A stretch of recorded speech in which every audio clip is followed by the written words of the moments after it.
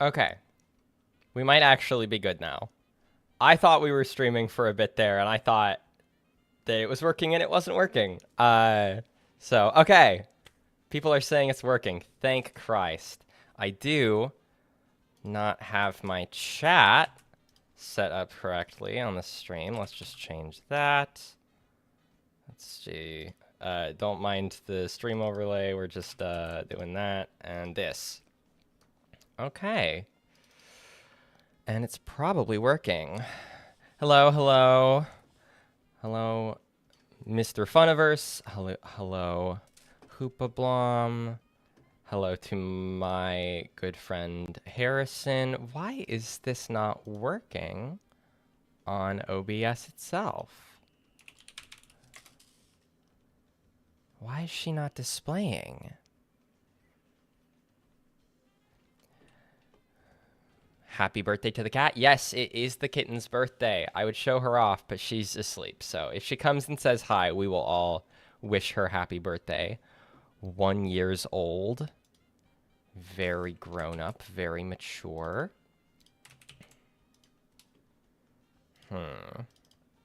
Why is she not working? My like chat display thing is not chat displaying. Let's try, let's see, notes list. I thought I had everything kind of set, but I guess not. It worked, kind of. Okay. Great. Let me know if the music is too loud. I'm gonna talk for a little bit here. We'll kind of get settled, and then I'll actually start the game that I said I would stream. Half an hour late. Great, just like last time.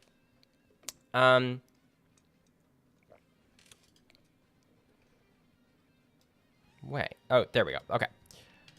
Hoopablom says happy birthday, Kiki. Kiki is 1. Kiki is roughly 1. The thing is that, yes, Hoopablom, it is Kiki. The thing is that Kiki was estimated to be 8 weeks old when my partner and I went to the like county shelter and got her. And so, and like that was really fun and special and whatever, but like they didn't know. They were like, she's like 8 months or 8 weeks or whatever. So we just kind of guessed. We said, well, 8 weeks before now is July 12th.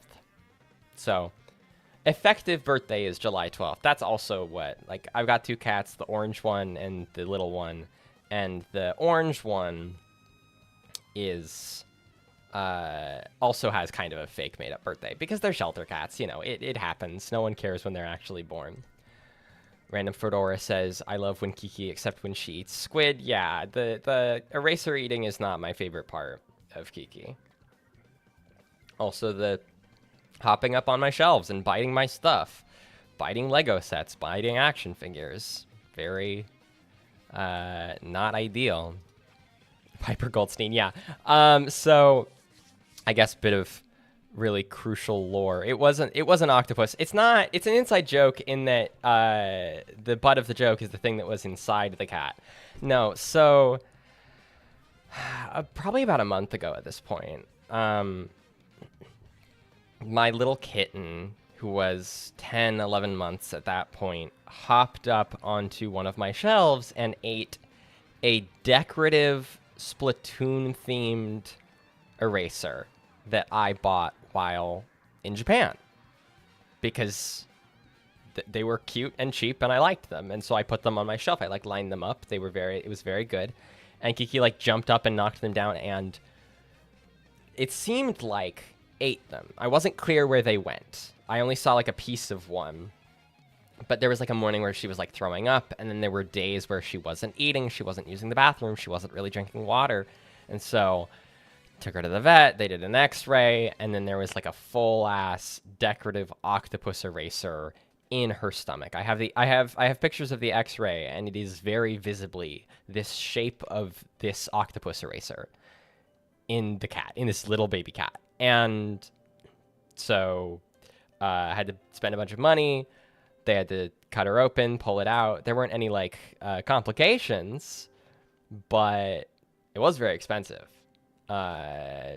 I'm very thankful for there were a lot of people who contributed to the GoFundMe for that and made it so that like the immediate debt. OMG, can you show the X-ray? Can I? Let me see if I can find it. I don't have any like super good here. I will just pull up the like flyer image that I made, and that will be that includes the picture.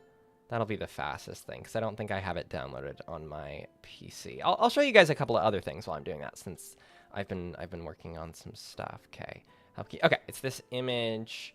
Let's pull up. I'm just gonna I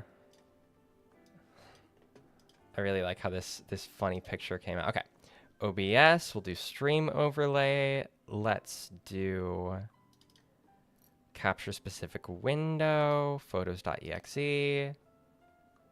Does that work? Maybe that doesn't work. Does it only work if it's over here? No? Okay, here. We'll just do my let's see. Add display capture 2. Capture method automatic display. We do the worst one. Okay, and then hang on. Let me put that under all my stuff. Yep. We'll fix it so that all the stuff isn't in there. Okay. Yeah, so this is the flyer that I made. This is a picture of the cat. She's she's 1 year old. That's why we're talking about her right now. It is her birthday. It is her first birthday. And where's my live chat? You have a picture of, this is actually not the same eraser. This is a red one. The distinction does not matter. This is a red one. It was actually blue. But this is a picture of a red one, and this is the shape that it is, and this is it zoomed in. Oh, I guess there's not a lot of the cat in this one. Anyway, it is very visibly in her stomach. I'm actually kind of mad that we never got like not hard copies, but like proper digital copies of the X-ray. Let's see. What else do I want to show you guys since I have my desktop shared? So, graphics. Okay. I just know what I was doing yesterday. I made a new color palette for the Daughters of Feryx assets. So I had an old one. It had most of these colors. I added on this like new blue color that I've been using for some stuff. That's kind of fun. It's fun for me. I really feel like there are parts of doing Daughters of Feryx that I find kind of stressful or tricky or whatever. And then there are genuinely like, I don't know, whenever I have to do a graphic, unless it's like a thumbnail and I stressed out about the thumbnail, if I'm working on the graphic stuff, it's so like fun and cathartic and like immediately rewarding that I always want to like do a little bit more and a little bit more and a little bit more. So I did a new color palette for the show. This will be nice. There was a specific reason I did it, but I don't know if that'll actually I was experimenting with some of the stream layout stuff and it just did not work. So you know, that's for a later date. But then I made that like a week before. I will show you guys this since you are the special crowd that has joined for this. I made, it might differ like a little bit from this, but I made this graphic. Ignore kind of some of the like fuzzy edges. It's still, I made this graphic, which is originally came from like, I wanted sort of like I got a new purse, basically. I got a canvas purse that I can put like patches on and stuff. And I want patches for it, and I also kind of am thinking about doing some custom stuff, not just because they're stuff that I want to do for my taste, but also because they're like band patches that I just don't have. And I wish I did. They don't produce because the bands are too small. And so I started making this kind of stencil thing. So the Arabesh written here says this machine kills fascists. You know, it's the old. Is it? Who is it? Guthrie. What's his name? The guitar guy. You know. Picture of Cassian's Briar Pistol, Daughters of Ferrix. So I made this, and then I started thinking about doing something more with it. I might do like some like little stickers or something. Wait, hang on, here we go. This is like the actual, probably if it were like colorized, it would look something like this. Woody Guthrie. Okay, thank you, chat. Yes, Woody Guthrie, This Machine Kills Fascists on the guitar guy. He's also a musician, but the relevant thing is the guitar. And anyway, so I made this. We'll see if it actually turns into anything. But I thought it turned out cool. I would put it on my water bottle. So at the very least, I will be making stuff from it for me. And I might do some other graphics kind of similar. But yeah, that's kind of some of the stuff I've been up to. Oh, I've also been doing... I've been like kind of trying to go full tilt into reading stuff for the episode prep that I'm doing. So that kind of entails reading some Star Wars stuff, of course, but mostly I've been doing some like sort of sociology, like I don't know what the main thing I've been reading lately is, other than like trying to catch up on Star Wars stuff, which will never actually succeed. Is I've been reading this book, which is reversed in the stream because that's how it is, but it's called Race and the Animated Bodyscape, which is a worse title than it is online. I've been reading like the uploaded like PhD thesis version of this, and then I realized it had a published version. I was like, oh, I found this on eBay for like $12, and I was like, oh, I have to buy this because then I don't have to pay, because I wouldn't buy it for $40, not because it's not worth $40, but because I don't have a lot of like book spending money, even though it's like for the show, like I don't have a lot of like disposable income right now, unless I'm like dedicated saving for something for a while. But anyway, this is a book about, obviously is not directly about Star Wars. There's a big ol' Aang the Last Airbender on it. And I actually will probably do something really directly inspired by this book that I've been thinking about doing, and that this has just like played into over and over and over and over. Like the things that I've read, I've been like, oh, this like connects back to this idea that I've been thinking about doing. That is actually not a Star Wars idea. This will be something kind of special, but that could be like more than a year away at this point, which is a shame. I would love to write it now, but I don't know. I'm thinking about saving it for next year. But what it's actually about is like essentially an animated person, like a drawing of a person, does not have race. Right? Not inherently, right? No one has race inherently, but the ways in which we ascribe race to people is different than the way we ascribe or construct or understand race for an animated person. And this goes into not just, you know, animation, but also just kind of any kind of like, I guess, mimesis, any kind of like you have media of a person doing a thing.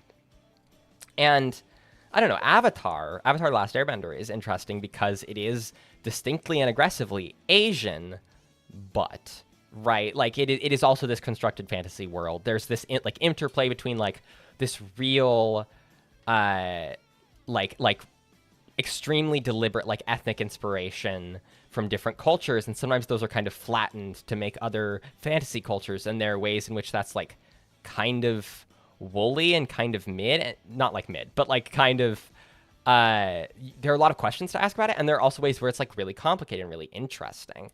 And that's going into again the writing that I said that I was doing on I'm writing about Andor. I'm writing about Andor partially about season 2, but about the show as a whole. It'll be kind of my I will talk about Andor more this year, but this is going to kind of wrap up a lot of my current feelings about Andor so that I don't have to like this has been my outlet. This project that I'm doing is my like emotional and mental outlet for the way that Andor 2, the like really complicated way that Andor 2 made me feel. Andor season 2. Yeah, it's kind of that. It's born from kind of love of the show, but also a bit of kind of spite, I guess. Spite for Andor, spite for the way that people who are like big fans of Andor have like talked to me. I'm a big fan of Andor. I always like cite the poster like that's a big deal. The poster's whatever, but look, he's right there. No, I'm a big Andor fan. I talk about Andor all the time. I think about Andor even more. It's like a really fundamental part of the way that I currently understand like Star Wars as a like a body of work. Hi, Closet Demon, welcome. And yet I am unsatisfied by Andor. I think Andor has a lot of like what might have been energy when it comes to like the way it ends and stuff. And that's like those two things I think are tricky to reconcile, or at least to know what to do with emotionally. I think a lot of people ignore or don't care about the things that I think are genuine shortcomings about Andor. And I, being like, I guess, writing about Star Wars pilled the way I am, is that I just feel this. I want to prove it. I want to prove that Andor is somehow. There's no way to objectively prove this, but like Andor is like more complicated than just like this thing is good and has cool politics. I want to question that. I want to complicate that sort of that narrative, and you know whether or not I'll succeed and do it with like an adequate amount of nuance is we'll see. But here I will another special peek behind the curtain. I'm showing this to y'all. Don't tell anybody. You can tell people. Don't tell anybody. I will show you a very, very, very preliminary. I'll give you a little, very, very little look at the thing that this is built from. Let's come over here. This is the Andor master sheet. And what I've been doing, along with a team of a few friends of mine, is annotating every Andor transcript, the scripts of the Andor episodes, and sort of basically figuring out, like, notating how much of Andor is given to what character. And from this, we will get some very interesting, and we've started to get some really interesting, like, demographic data about the television show Andor, across 24 episodes. And there are absolutely limits to this criticism. That's something I'm going to be talking about in the final episode. There is a lot. I think there's something valuable about doing this work. I think there's also something extremely limited about it. And that is something that I want to talk, like, I want to talk about both things really badly and kind of, and also get to show you this data, get to kind of explain to you how it worked, explain some of the methodology. The top 10, like, characters with lines is really interesting. There's also the kind of, is it appropriate to be measuring, like, what lines a character has? Because Andor is also a very visual show. There's a lot of, like, there's a lot of, like, quiet meditative scenes, and if there's not a lot of dialogue in those, then those don't get counted. I have a plan for that kind of question, but anyway, you can see season 1 is entirely done. Season 2 is not. And yeah, it's really exciting.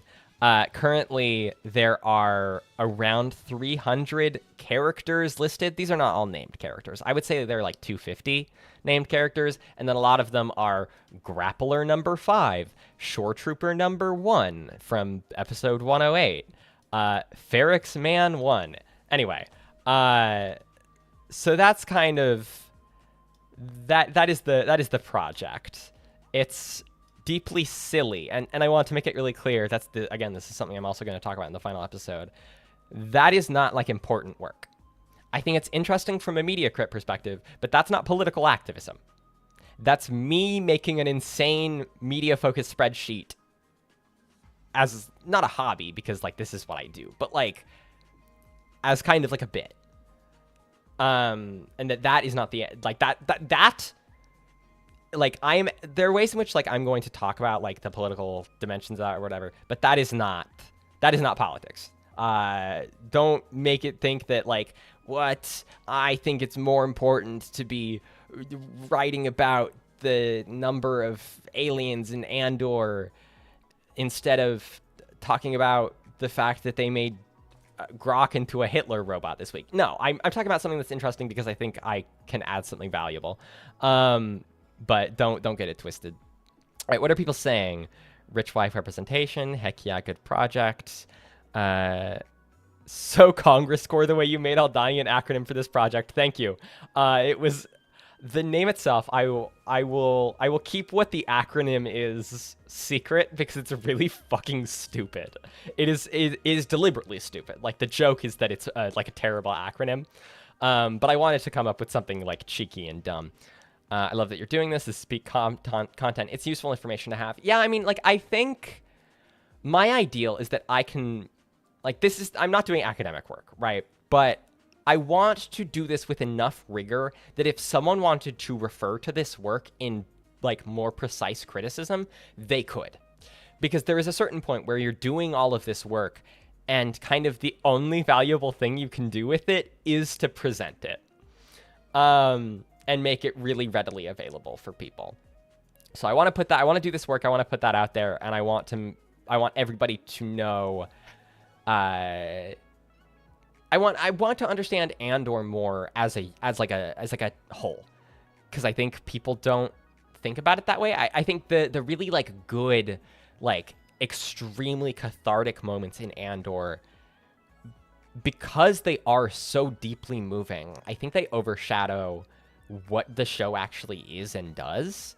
And I think people don't talk about that as much as I want to at this point. Now that I've kind of gotten past the, wow, I sure did cry a lot at the Gorman episode. You know, like now that I've kind of gotten past that, I want to get in there. And I want to dissect this creature that I both love and hate. I don't hate Andor, but this feels similar to a chart I saw that broke down how much screen time each location got. Yeah, I mean, one of the dimensions of the spreadsheet, and I don't know how far this is going to go, but I am interested in if there are correlations here, is I've started charting, like, where characters are supposed to be from. Like, if a character is Gorman, then they are usually white. Whereas Ferrex, as a location, if someone is supposed to be Ferrexian, it is much more multicultural. That comparison is really interesting, and I want to see that data visualized, basically. Since I love Clea, the end of the show comes to mind to me. Specifically, Clea is undeniably super important, arguably the most important in those episodes, but even so, she doesn't speak a lot. That's a really good point. I think you're very right that her presence in those episodes is a lot bigger than just her lines. I do have kind of a plan to compare those two, those kind of two concepts. But a big part of the reason why I'm doing it by line is that doing it by something like screen time by character is almost impossible. There are 300 line items on the spreadsheet that are character, like individual characters or like speaking parts, essentially. And to break that, to break screen time up into that is almost like not even the amount of like work and like labor, to like genuine labor that would take. Like Daughters of Ferrex cannot afford to be off the air for that long. Like, that is just not practical. And if someone wants to do that, I would love to see that data. But With acronyms, I always have to think of the first episode of Agents of S.H.I.E.L.D. Do they make a joke about the SHIELD acronym? What does SHIELD stand for, Agent Ward? Strategic Homeland Interventions and Logistic Division. And what does that mean to you? That someone really wanted our initials to spell out SHIELD. People make jokes about that sort of thing, and I think that's justified. For instance, there's like the Florida like Stop Woke Act. Isn't there like a Texas like House bill that was like the Furry Act or something like that? Maybe I'm misremembering. Anyway, that sort of thing is really doofy, especially when it's like deeply hateful or a waste of time. But I cannot help but I think it's cool to name to like choose your acronym. I think you should abandon the acronym if you can't come up with good words for it, unless the point is to make a purposefully clunky acronym. But I think it's fun. I think it's fun when something spells something else. At the very least, so you can say it. Like that kind of shorthand. That's the nice thing about an acronym versus an initialism. I feel like season 1 had more racially diverse people on screen than season 2, but I might be misremembering. That is also my understanding. And I could be very wrong. That is what the data is suggesting. And that difference is really curious. I think there are ways in which it might have been intentional, particularly with Gorman. I also think there are ways in which it was pretty unintentional. And the Andor people were just like... I think there's a lot of colorblind casting in Andor, and sometimes that's kind of nice, but I think it misses the mark. But I have a lot of reading to do before I say anything like definitive about that. Episode 8 actually really frustrated me because it came on the tail end of multiple episodes that I think treated the women of Andor quite poorly, and it was just another episode mainly focused on men. I agree with you. Phineas and Ferb were at least honest with theirs being a bad acronym. AUCA, yeah. Organization without a cool acronym. Should I watch this or Andor? I have procrastinated watching it. You should watch Andor eventually. I think the nice thing about Andor is it doesn't really matter if you get spoilers. I think there are a couple of things that it would be bad to be spoiled on in Andor, but it's really about the ride. It's about kind of watching things come together. And so I think people should watch Andor when they feel ready to watch Andor. That is my genuine belief. I think Andor's a good show. I think it does interesting things with Star Wars, and I think it has some cool like political messaging. Absolutely, like that is a big part of it. Some people find it like a little bit slow for them. I get that. I like TV like that when it goes somewhere, and so I didn't really mind. But yeah, I mean, give it a try. If you're watching Andor for the first time, make sure don't just like watch the first episode and then evaluate from there. Watch the first 3 and then decide if you want to watch more. The first 3 released on the same day back in 2022, and they're supposed to be like a package deal. You're supposed to get the kind of build up and payoff of episodes 1, 2, and 3. That's Casa, That Would Be Me, and Reckoning. Those 3 episodes. Supreme Headquarters, Allied Powers Europe, the HQ of NATO Europe in Belgium, short SHAPE. SHAPE's kind of a weird one. Like, the nice thing about SHAPE is you can really, like, say it easily, but it's, it doesn't, like, really describe anything, does it? Unless it's, like, an interesting shape. Okay. I've talked enough. I've talked enough about Andor. Sorry if you're only here for the disco. I swear we are here for a reason, and that reason is to play a video game. No, the reason is to hang out.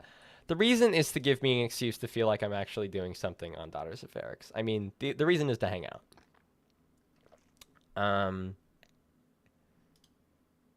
Okay, let's remove this. Capture a specific window, disco.exe. Hoopablon says it has no deeper meaning, I think. Yeah. It's ominous as in we shape things. You know, you might be right about that. I'm going to turn off my fucking ringer on my phone. Okay.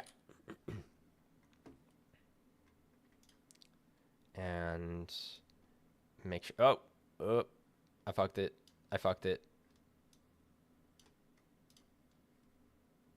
Okay. Let's raise the disco volume this much. Okay. So this game has like voice acting. Let me know if you can't hear the voice acting, or if I'm too loud or it's too quiet. We'll play around with those levels. Let's see. I did turn on streamer mode on Disco Elysium. I was very hubristic last week, and I was like, I don't need streamer mode. It doesn't matter. And then that stream VOD got copyright claimed to hell, so they didn't take it down, which is good, but I don't want that happening again. So I turned on streamer mode. I'm hoping that that's, like, good enough, and hopefully it doesn't, like, mess up the experience too much. I fingers crossed it does not mess up the experience. I want you to know I bought this game and then played 12 hours since last stream. I saw that on your Steam.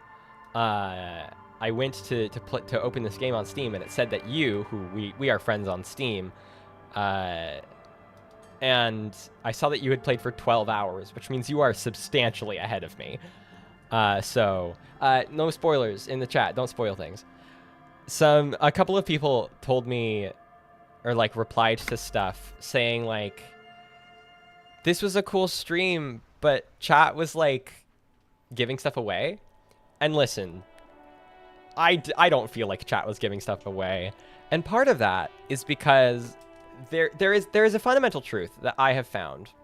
I'm not saying this like I have found this in my 1.5 streams that I've ever done, but I found this by like watching streamers. I think fundamentally streaming lowers a streamer's IQ because it is like a mentally and emotionally like intensive process. No matter how good you are, from wherever you are, it lowers your IQ. I know IQ is a fraught concept, but bear with me. It lowers your IQ by like 50 points. Like the amount of like awareness and like cognitive ability you lose while you're doing this sort of thing, at the very least, if you're reading like chat and doing this sort of thing, your brain just goes out the window. Like there were so many things that I just fully didn't notice. I just didn't read words directly in front of me last week. And like I occasionally watch, you know, a few different streamers, and they're always just missing the most obvious shit that no you wouldn't miss if all of your attention was on the game.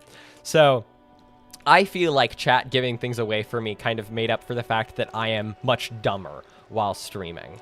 Okay. Oh, let's see. The coin-operated viewer has been banged up, inoperable. Sark says, honestly, that's so true. Like, seriously. It's really funny to watch, like, from the inside, where there are so many things that I'm just not... Part of it is that I don't have practice.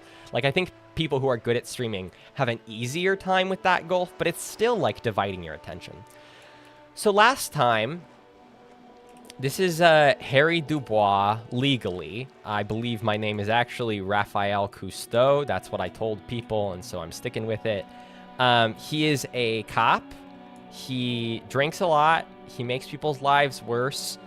But we kind of have like a Chris Deltarune situation where we don't, in that I don't think I'm supposed to be separate from Raph here, but we do in that my body is this weird sort of thing outside me. I have like these voices within my limbic system or whatever the hell that are giving me sometimes incorrect information. Turns out this game is like a TTRPG mechanically, which is a lot more fun than I was expecting.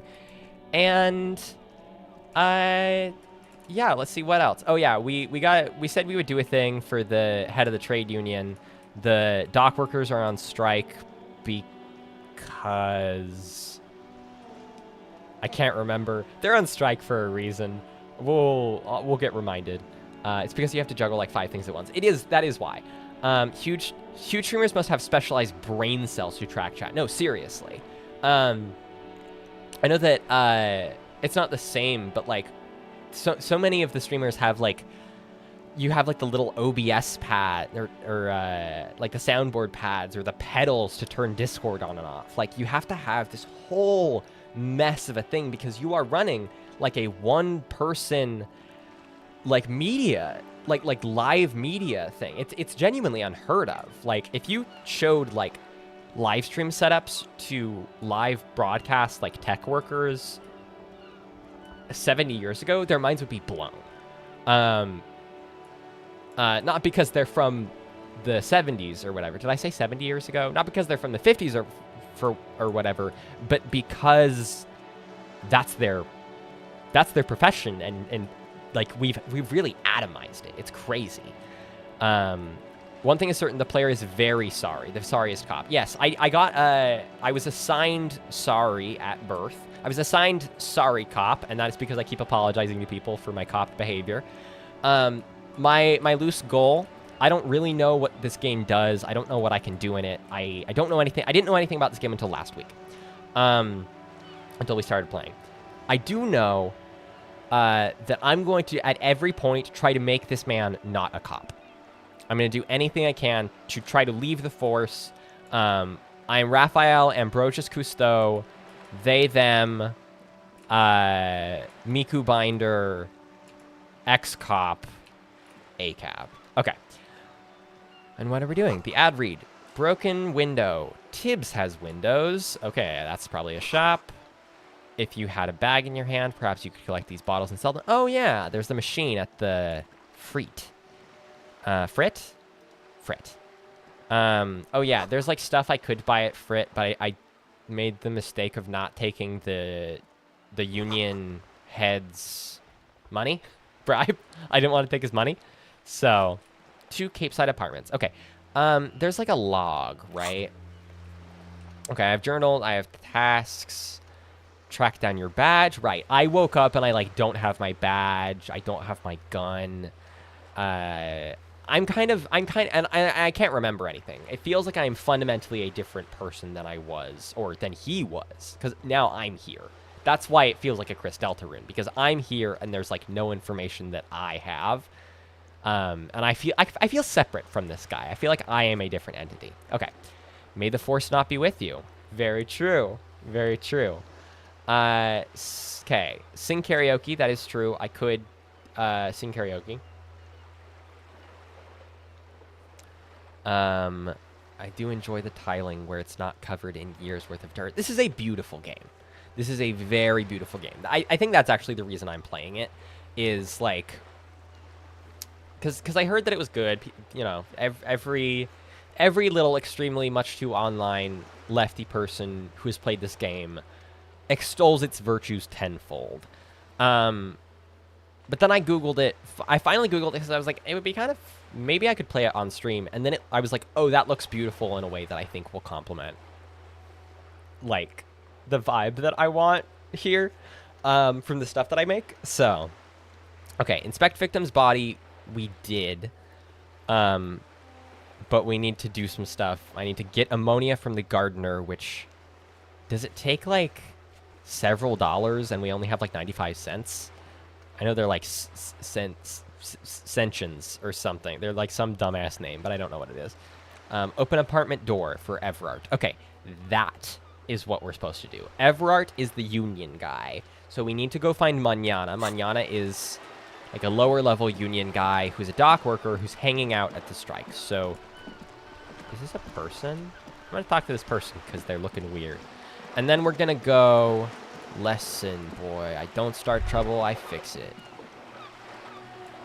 I've been kicked out of every joint in Revachol. Okay, so this guy is just like me for real. They finally defunded the police, if only. A splatter of bullet holes lines the wall. Okay, oh, I also... This is like some kind of like post-revolutionary setting. You hear the distant squall of seabirds.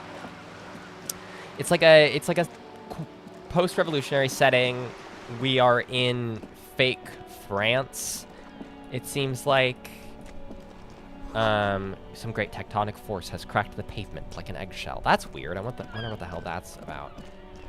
Gonna talk to this person because they look weird. Typical cop behavior. That's true. There's a lot that's been written about the, like, connection between, like, default video game behaviors and, like, a sort of, like, maverick, like, I don't know, video games have you think in a certain way about people in the world around you.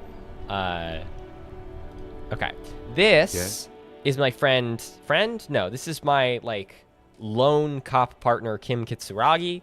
He seems good at his job, but I don't like that he's a cop. But he's nice. So that's good. He's at least not like miserable to be around. Okay.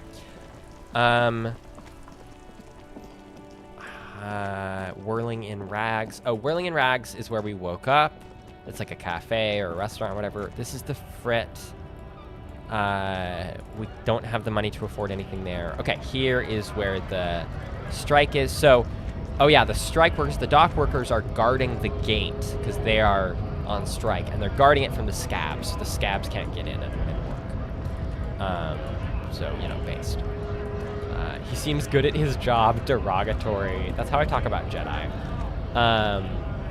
Video games love to make you objectify the people around you. They should make an Undertale about that. The ammonia costs a mere real, as I said last week. So close. Okay, so we need to get 5 cents, which. Oh, a glitch. Kim Kitsuragi is in the air. Come back, Kim. Come back. Okay, he phased through the railing. That's fine. Though honestly, that makes sense, as I imagine it's quite hard for them not to do so. Not to objectify people in video games? I'm not sure. Call me mañana. So, how do you like our harbor? Labor Utopia, not approvingly. Do I want to be a kiss ass? Kim, come back. Kim has ascended. I'm going to say Labor Utopia because I like mañana. It's but a rest area on the path leading across open plains.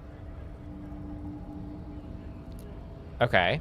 He notes solemnly, then turns to you, a wide smile adorning his face. Right.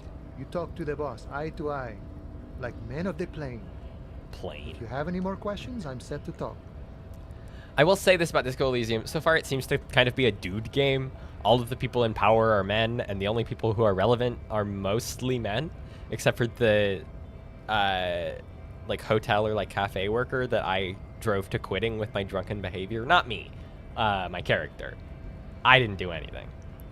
You talked to the boss. Everett said you had a key to a door. A key, huh? What door is this key supposed to open? What donut would you eat as a cop? Cyanide donut next. If it had to be a food safe donut, I would eat cyanide donut. Okay. Specifically, I'm talking about how people in video games aren't quite real, and that unreality can naturally lead to a sort of objectification. I kind of agree. I think you're right that unreality does invite a different sort of approach to things. There's like the violent video games thing, like idea, which feels like so vintage now to think about. But this idea that like if you shoot like a bunch of people in video game, you're gonna have violent impulses. And I do think that does not acknowledge the inherent unreality of a work of media. That being said, I don't know, it's like the guy who who like deliberately bullied the like robot on stream like a few months back, where it still kind of feels iffy, even if the unreality of the thing does kind of mean that you're going to play within it, right? People engage in play, and sometimes play is like destructive. But I also think there are ways in which video games encourage like destructive exploration, and sometimes that's like really fun and cool, and sometimes it's I think people do think I don't know if it like causes people to think differently about the world, but I do think it sometimes causes people to think worse about their media. Like I referenced Undertale earlier about like as a piece of media that is directly in dialogue with this idea of like the unreality of fictional characters, and like you're supposed to get attached to them anyway. But you know, there are things you can do in Undertale where you are like specifically detaching from them, and the game criticizes you for that. And partially it criticizes you because you're unwilling to like engage with the work as is. I don't know. It is very complicated. I don't think it's necessarily like an incorrect impulse, but I think a lot of games encourage it in ways that they maybe don't have to. If film is like an empathy machine, then video games are like an empathy like manufacturing empire by comparison. Anyway, Undertale Genocide Run has entered the chat. Very true. The thing about fictional characters is they aren't real. I appreciate the characters of this game, for instance, but not as people, as written characters. I think this... My understanding, and I could be wrong, my understanding is that there is less, and I'm sure it varies person to person. I'm pretty sure, I think I'm remembering things correctly, there is not as much of a psychological difference between real character or real person and fake and fictional character, and the way people like mentally conceive of them. There is not as much psychological difference there as people like to think. He said, a key, huh? What door is this key supposed to open? He said it belongs to a weasel. Say no more. I got you. It's an extremely complicated question. I largely agree with what you've been saying. Yeah, I don't think that it's like, if you kill people in video games, you're a bad person and you have bad politics. I think it's like a really, really complex problem, and like, I don't think it matters that much, but it does mean that I deeply appreciate games that are willing to play with that and to question the way that you, as an observer, just because the game is a plaything doesn't mean I need to be thinking about it as a plaything, you know? And maybe that's an unrealistic thing to think, but also maybe games are not just playthings. Maybe media or like art should be more complicated than that. Okay, I'm focusing on the game. I got that key right here. And let me tell you, it's mighty good of you to help us out during the strike. Working class solidarity, as they say. Yeah, I'm not really working class. I'm a cop.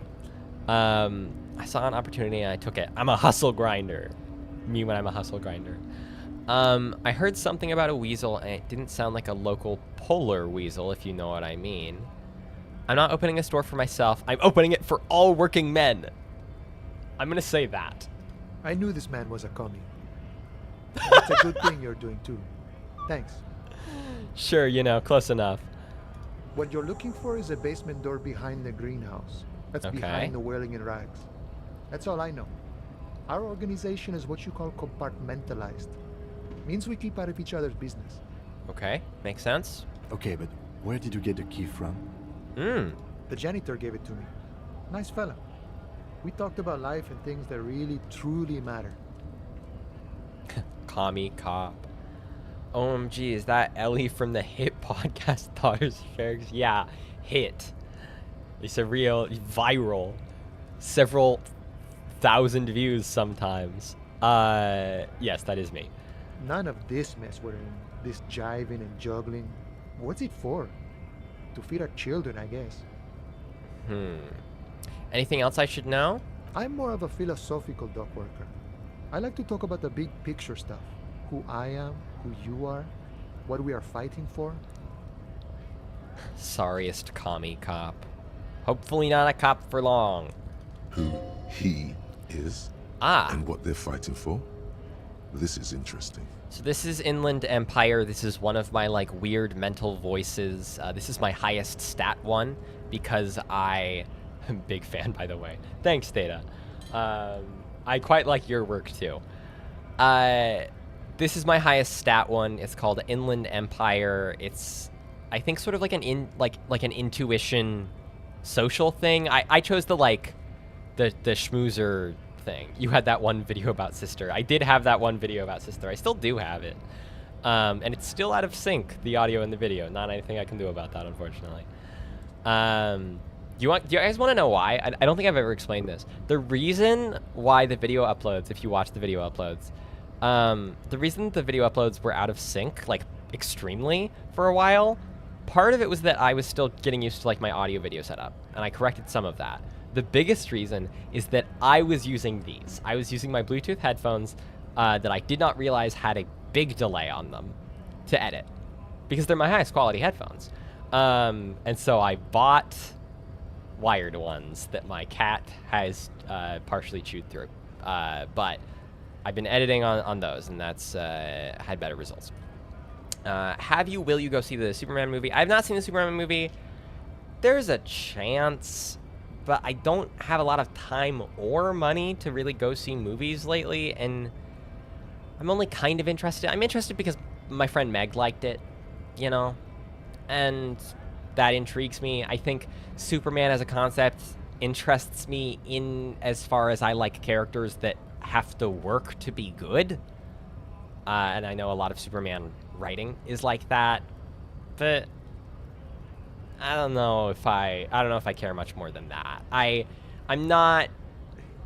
liked a lot of superhero stuff when I was like a teenager. I'm kind of only into when they do a new Spider-Man thing and it's good. It is kind of my only real interaction with that. I might go to a showing of Blade Runner at the end of the month. The first one, not, Final Cut, but Your Honor, my clients, your cats are innocent, as if. Hello there, Eleanor. Hi, Brennan. I hope you're doing well. Hope you're in good health. Makes sense. That's so funny. I'm so mad about the headphone thing. Genuinely. There are some things that I'm not happy with about trans clones. And it's all in the post-production. It's because I had to rush the post-production, and I hate that it's out of sync. I know that has made it like a much worse experience for some people, and there's not anything I can do about that. All right, who he is, and what they're fighting for. This is interesting. Okay, we've already asked money on all that stuff, so let's find our way back to someone told me. Oh, I forgot to mention that. I keep forgetting to mention this. It was pretty good, so if somebody invites you to go to Superman or something, take the time. Yeah, I mean, if someone asks, then I would go. I keep forgetting to mention, because I should have talked about this last week, but this copy of this game, Disco Elysium Final Cut, was very generously given to me by a patron in the Daughters of Ferrix Discord server. Wilco Grab is, I believe, his screen name. And I was thinking about streaming this game anyway, and I kind of asked about it. And then he just so happened to have a key that he didn't want. So that's why I have it, and I didn't have to pay for it. So I love not paying for things. Video game bro culture is one of the most effective ways of minimizing stress among young men, as it's a harmless outlet of venting IRL frustrations caused by economic or emotional stresses. I think that is an interesting idea that I don't know. Maybe. But there are also parts of video game culture that are like really deeply atomizing and have been shown to take well to like right-wing political radicalization. And so like, what outlet can you get from playing COD online that you can't get from, joining track and field if you're able-bodied? Like, that's not for everybody, but it is like something that a lot of people could do. So like, I think everybody needs outlets, and young men are not unique in that way. And I think video games have a lot more going for them than like a sort of like escapist, like aggression outlet, I guess. Considering the state of gaming culture, I don't think I can agree it's entirely harmless. I mean, I think most of video game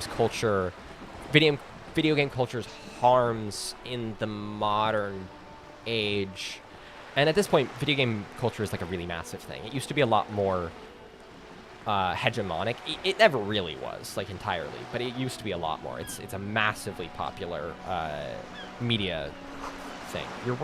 Your room in the whirling isn't much bigger than this sloop. Is that true?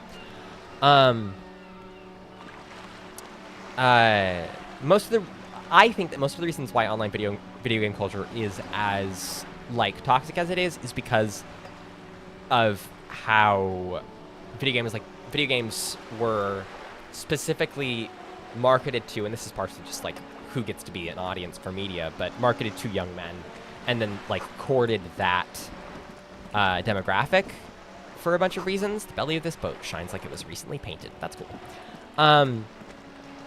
And I don't think that has much to do with gaming, and it has more to do with the state of young men's culture, and like reinforcing the power and sense of entitlement that a lot of young men have. And I could be wrong about that. You know, it's not like a deeply held belief that I have, but it's not about video games, right? The same thing happens in, you know, certain Star Wars fandom spaces. The same thing happens in a lot of kind of spaces like this. Oh, I need to be behind here, so I need to work my way. Wait, what is this? What is this? The answer to solving violence among men has nothing to do with games or media. Oh. The sliding lid has a padlock that says, whirling in rags.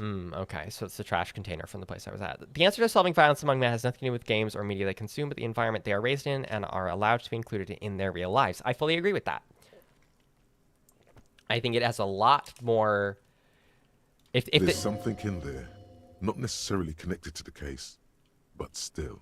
If there is like a consistent, you know, shall we say, violent malaise in gamer culture, which I think is a much too broad thing to say. But even if there are like pockets of that, that has nothing to do with the games. Not really.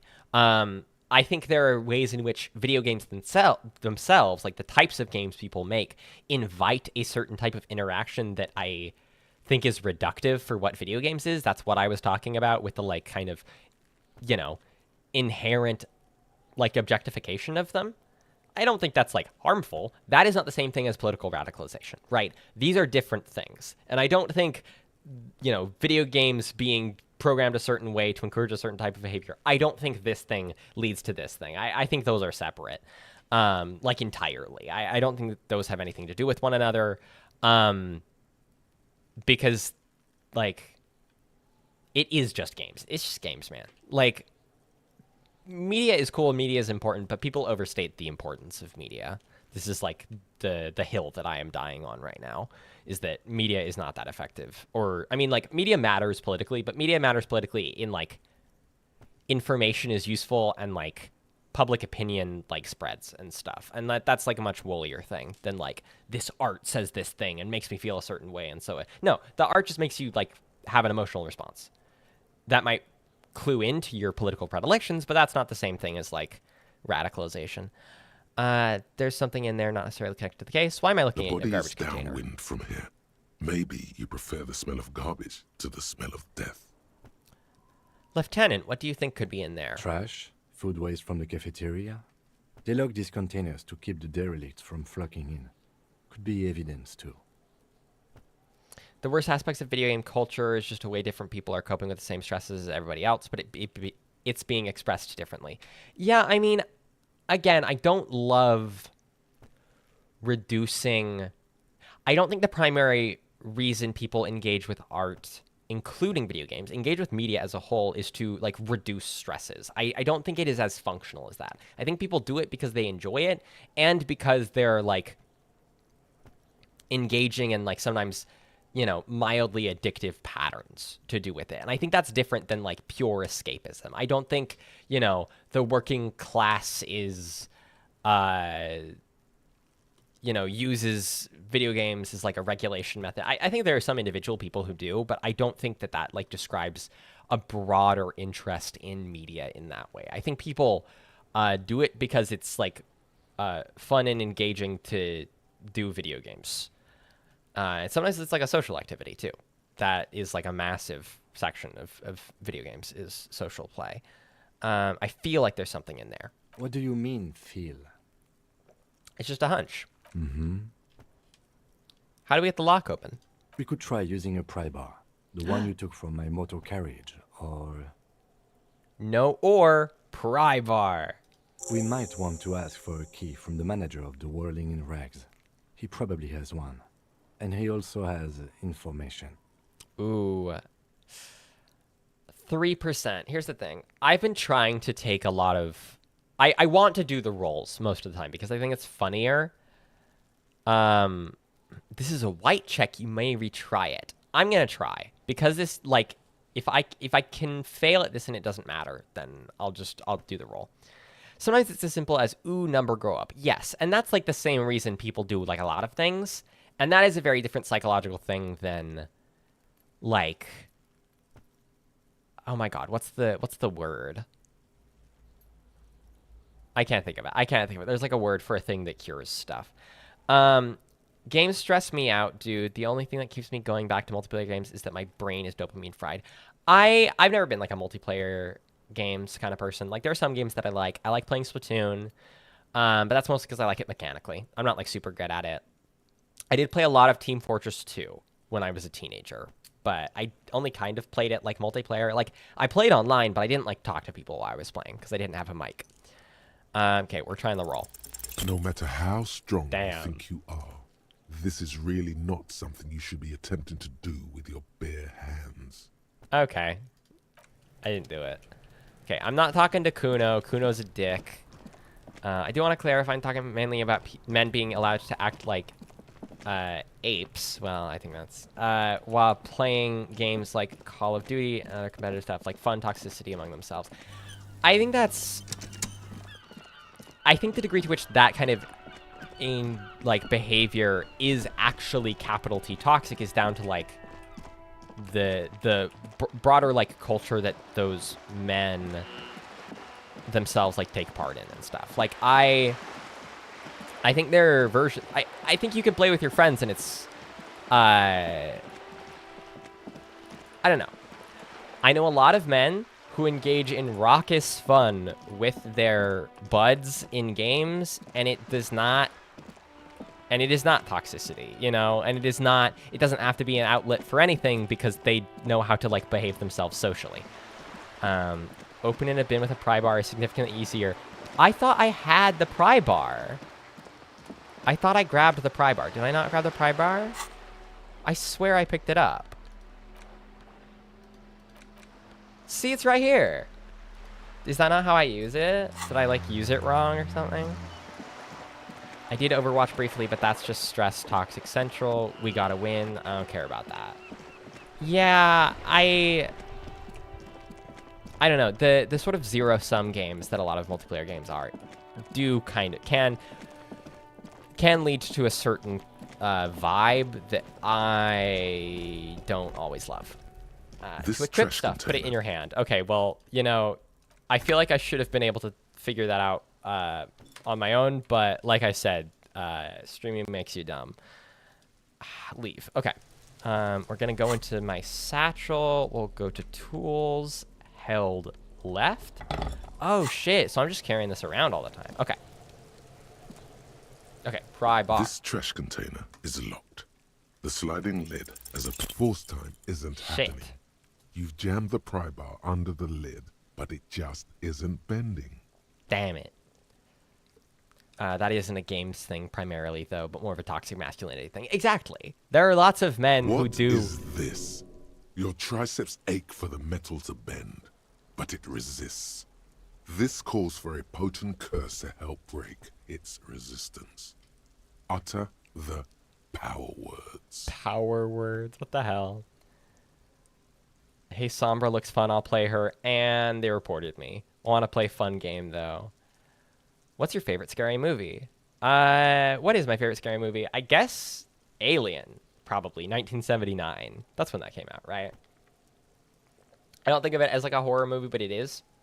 So I'm going to go with Alien. I really like Alien. I think it's a good piece of sci-fi. I really like Ellen Ripley, as every lesbian does. The fuck kind of metal is this? That's exactly what I'm doing. The quality of metal is not the problem. Damn it. He's enjoying your little failure. He finds it amusing. He's reveling in sweaty rage on your face. I mean, that's reasonable. There's a creaking sound as the pry bar slips under the lid. You hang from it like a moron, huffing and puffing. Clearly the technique is wrong, but nothing else comes to mind.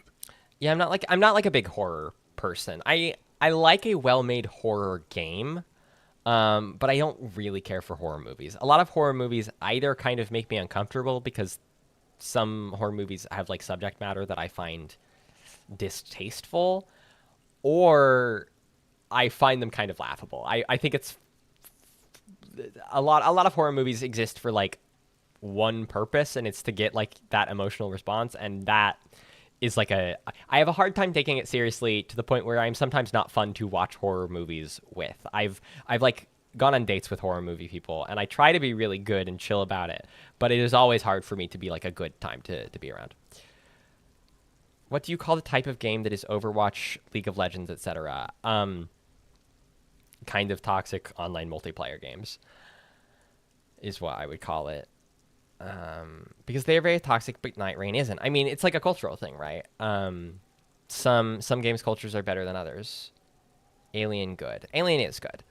Alien is a very good movie. Kick the container. Unsatisfying. No. You Shit. hear a ringing sound. I shouldn't have kicked Quite it. hollow. The can seems to be full. My guy right here Full is so of fragile. itself. Content. Happy you failed.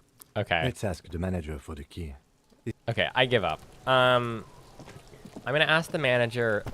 My actual issue is that I have no idea how to get behind here, and it's really annoying. I'm supposed to be behind the greenhouse,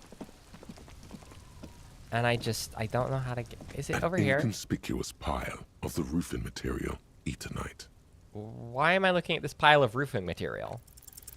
Because it's Damn nice it. and orderly. Well laid. No. There's more to this. You get this strange feeling.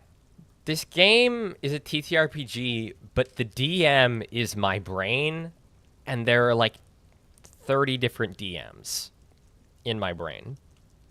Hard to say. It's gone now. Feelings pass, you see. Especially the small ones. I too lose 25% when I stub my toe. Exactly. Like, that is too much. No way did he kick it that hard, right? That's absurd. Why would I lose that much health? How do I do anything in this video game?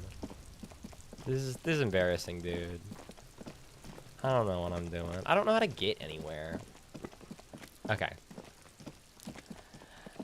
I want to do the fucking quest for the Union guy, and I just don't know if I am smart enough to figure out how to do it. Can I not go back in that way? How do I go in? How the fuck? Oh, it's right here. It's right here. I'm an idiot. Okay. Remember to internalize thoughts for extra stats. Max, I have no idea what that means. Ellie, have you never stubbed your toe? I just think stubbing your toe should lose you morale more than it should lose you health. You know?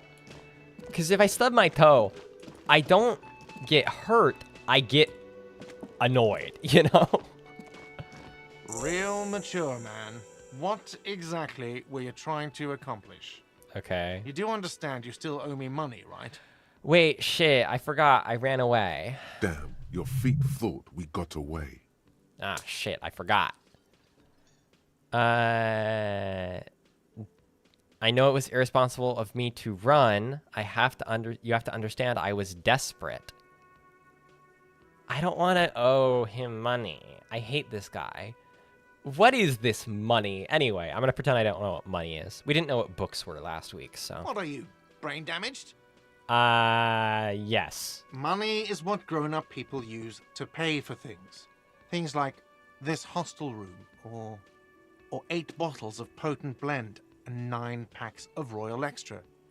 We use it for everything, really. That seems like a lot. Where can I get money? Are you serious? From your work? I don't know. You can take bribes, I guess. I'm sorry. I don't think cops take bribes. You would think wrong. Some do take recompense. They don't Oh. have to survive. Well, Kim doing cop apologia, unfortunately. Hate to see it. I don't want to show him my money. We're so close to getting ammonia, and I need ammonia. I need the ammonia. There's a shuffle of nylon as Lieutenant Kitsuragi looks for something in the pockets of his Kitsuragi, orange don't pay bomber. this guy. That's cop 4. I haven't offered to pay because I don't have any money either. Oh, that's reasonable. Oh, wait, I'm not out of this interaction yet? Don't I get something for effort? Money is real. That does seem to be the case, yeah. You know what? The stupid drinks you've had are on the house. You know why? Because I know you can't pay for them. Not because you ran away. Hell yeah! That's a victory. Now, I still have to charge you for 3 nights and the broken window. That's 100 square. Damn it. We're gonna go into debt, aren't we? So... we're cool. Thank you for your cooperation. Don't thank me yet. You still owe me 100 real. If you don't have it by tonight, Shit. I can't let you up there. Is it dangerous if you can't go to bed? Now, what the hell did you want? I assume you wanted something to come back here. Is the trash container out back yours? Mine? No, it belongs to the Whirling in Rags. You know what I meant. Thank you for clearing the debt. Why do you keep the container locked? Just ignore it. It'll be fine. I genuinely might. I can't even afford ammonia to deal with the corpse. I don't have 100 real. Why? To keep the hobos and drunks out. That's why. Shut And up. the neighbors too. They put their trash there and they don't pay for the garbage company. Okay. I thought as much. And are you the only party with access to the trash container? Note, I have never played this game and I have no idea whether or not it will be fine. No, listen, you know as much as I do, but the difference is that you were confident about it. So that's a crucial step. To be fair, in a drunken rampage, you did break a window and haven't paid for a hotel room in 3 days. I didn't do that. Harry Dubois did that. I am Raphael Ambrosius Cousteau, they them Miku Binder. Well, yes. Us and the garbage disposal company. Okay. It seems a little callous, doesn't it? Something stirs in you. I wonder what this feeling is. Prod at him and find out. Doesn't it seem callous to you, guarding even your leftovers from the poor? Do I want to be a woke king, or do I want to actually succeed in this conversation? Multiboy says that was not us. Exactly. I am not responsible.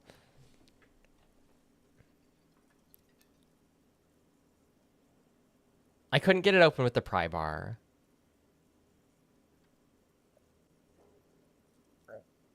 Fuck it. Callous? What are you? Kras Mazov? Ah. Almost all establishments in Revachol keep their trash locked. The Whirling in Rags is not special in that regard. You know, that's good to know in that way. Is Krasmazov a guy who's like related to this revolution that happened? I bet so. What do you need them for? Or a writer. It concerns the case. Please cooperate. Damn. Just bring them back once you're done, please. All right. Bye. Hey, Who, me? yes, you. Word on the street is you're ready to start building communism again. Again? Yes, you're ready to start building communism again. What the You've fuck? built it before. They've built it before. Hasn't really worked out yet. But neither has love. Should we just stop building love, too? Love has worked out really well for me. I'm a love winner. Good. We need tender men like you building gargantuan communism. What the fuck? Word on the street is it's going to be 10,000 times larger than any communism previously attempted by human beings. What the Is that fuck? right? Yay, communism thought. Did I successfully say enough communist things? How come there's word on the street? You keep saying things like, down with the bourgeoisie. Did I eat say that? The rich. Did I say that? Sodomize the landowners. Did I and say down that? All people who have more than 25 real in their pocket. I have said Literally that. murder all human beings, regardless of their political beliefs. That kind of stuff. I've said some mildly left-wing things, but none of those. Oh yes, the mask of ambivalence. Don't deny it. This You're is so about funny. to rip it off and reveal the monstrous seven-eyed lamb of global communism that would devour and masticate mankind. Okay. Everyone can see that. So tell me, do you have any questions before we fire up the big communism builder? The Or do what? we get right down to it? This is the funniest conversation I've had in the whole game. What? Low-key, when you have less than 1 real, you do feel like impaling anyone with 25 real. That's true. Like, they're not your actual enemy, but it's hard not to, like, internalize the fact that, I don't know. Resentment should not be the basis of any, like, well-considered politics. That being said, it is the basis of a lot of people's politics. Failure. It's about failure. Communism is about failure. That's wild. This game is so socialist inside baseball. I love it so much. I'm scared. I'm scared of that. What if I choose the wrong choice, you know, and I become communist brackets evil?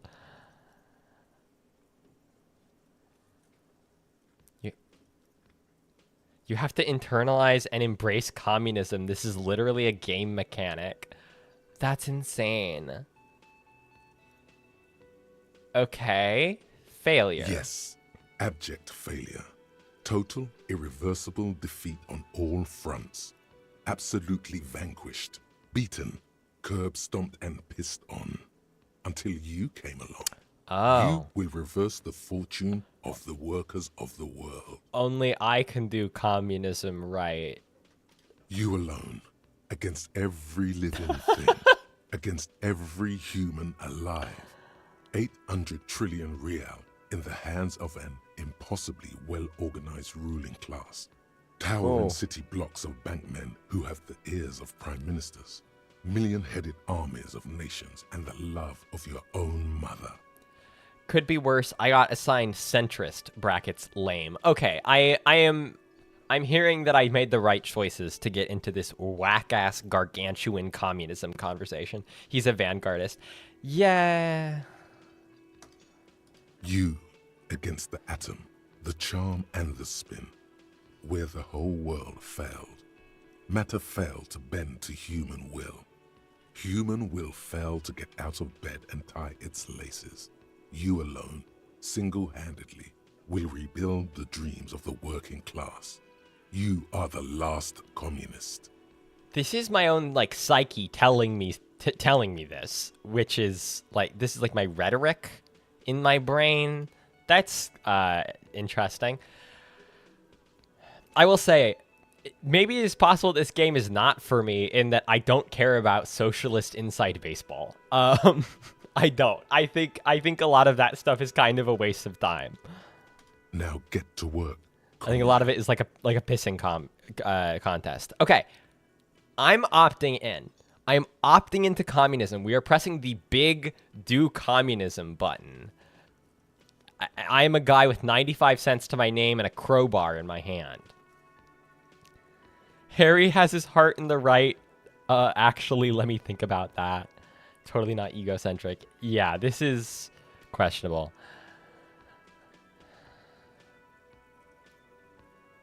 Okay, we're opting in. We're pressing the communism button, and hopefully that does not screw us for the rest of the game. Hopefully this is like a good route or something. Oh yeah. Get the firing squads and the animal wagons ready. Okay, we're off to a bad start. Wait, what? Firing squads? You didn't say anything about those. Too late to back out now. You can't make an omelette without breaking a few million eggs. No, but that's why you will love this game. It is making fun of all the stupid infighting. Okay, that's good. I love when we press the opt-in to communism button. If only it were so. Okay. I have a thought. By the way, where is home? The address is coming up blank, and this place sure isn't it. Oh, this voice actor is doing like different voices for different personas. That's crazy. But you've been at this hostel cafeteria for only 3 nights. Where were you before? You had to be somewhere. I don't know, near? South, maybe. You don't really know, do you? I don't. Does this mean I'm homeless? South, maybe. Doesn't sound like somewhere you can stay if you run out of money. I'll live in a dumpster. I don't care. Fuck everything. Hobocop. Hobocop. Okay. Could I trace the way back somehow? You can try. Run some addresses in your head when you get the time. Maybe a street or an apartment will appear. So Kim Kitsuragi, my partner, has a car, an automobile or whatever, out front that has a cop phone in it, and I should maybe there was an option to ask about my address and stuff, and I don't think I asked, so maybe I will do that. The soft purr of an electric juicer comes from the kitchen. Someone is working. The dishes are drying. They smell of chemicals and pine trees. When you've been a pinko since age 13 and you know where all the bodies are buried. Jarek, I'm sorry, I'm not explaining what that means. You see, you don't need to know. With a prominent dimple lock. It's painted blue. Okay. You immediately feel drawn to the color. Blue is for mystery. I wonder where this door leads. You do? It's a door in the back of the kitchen. Why do you care where it leads? I am drawn to its cobalt blue. It is quite pretty. I suppose we could look into it as a side investigation. No, the door is a mega investigation. Hardly. Anyway, Gart is the person to ask about this. The cafeteria manager. Try to push on the door. The door does not budge. Touch the door.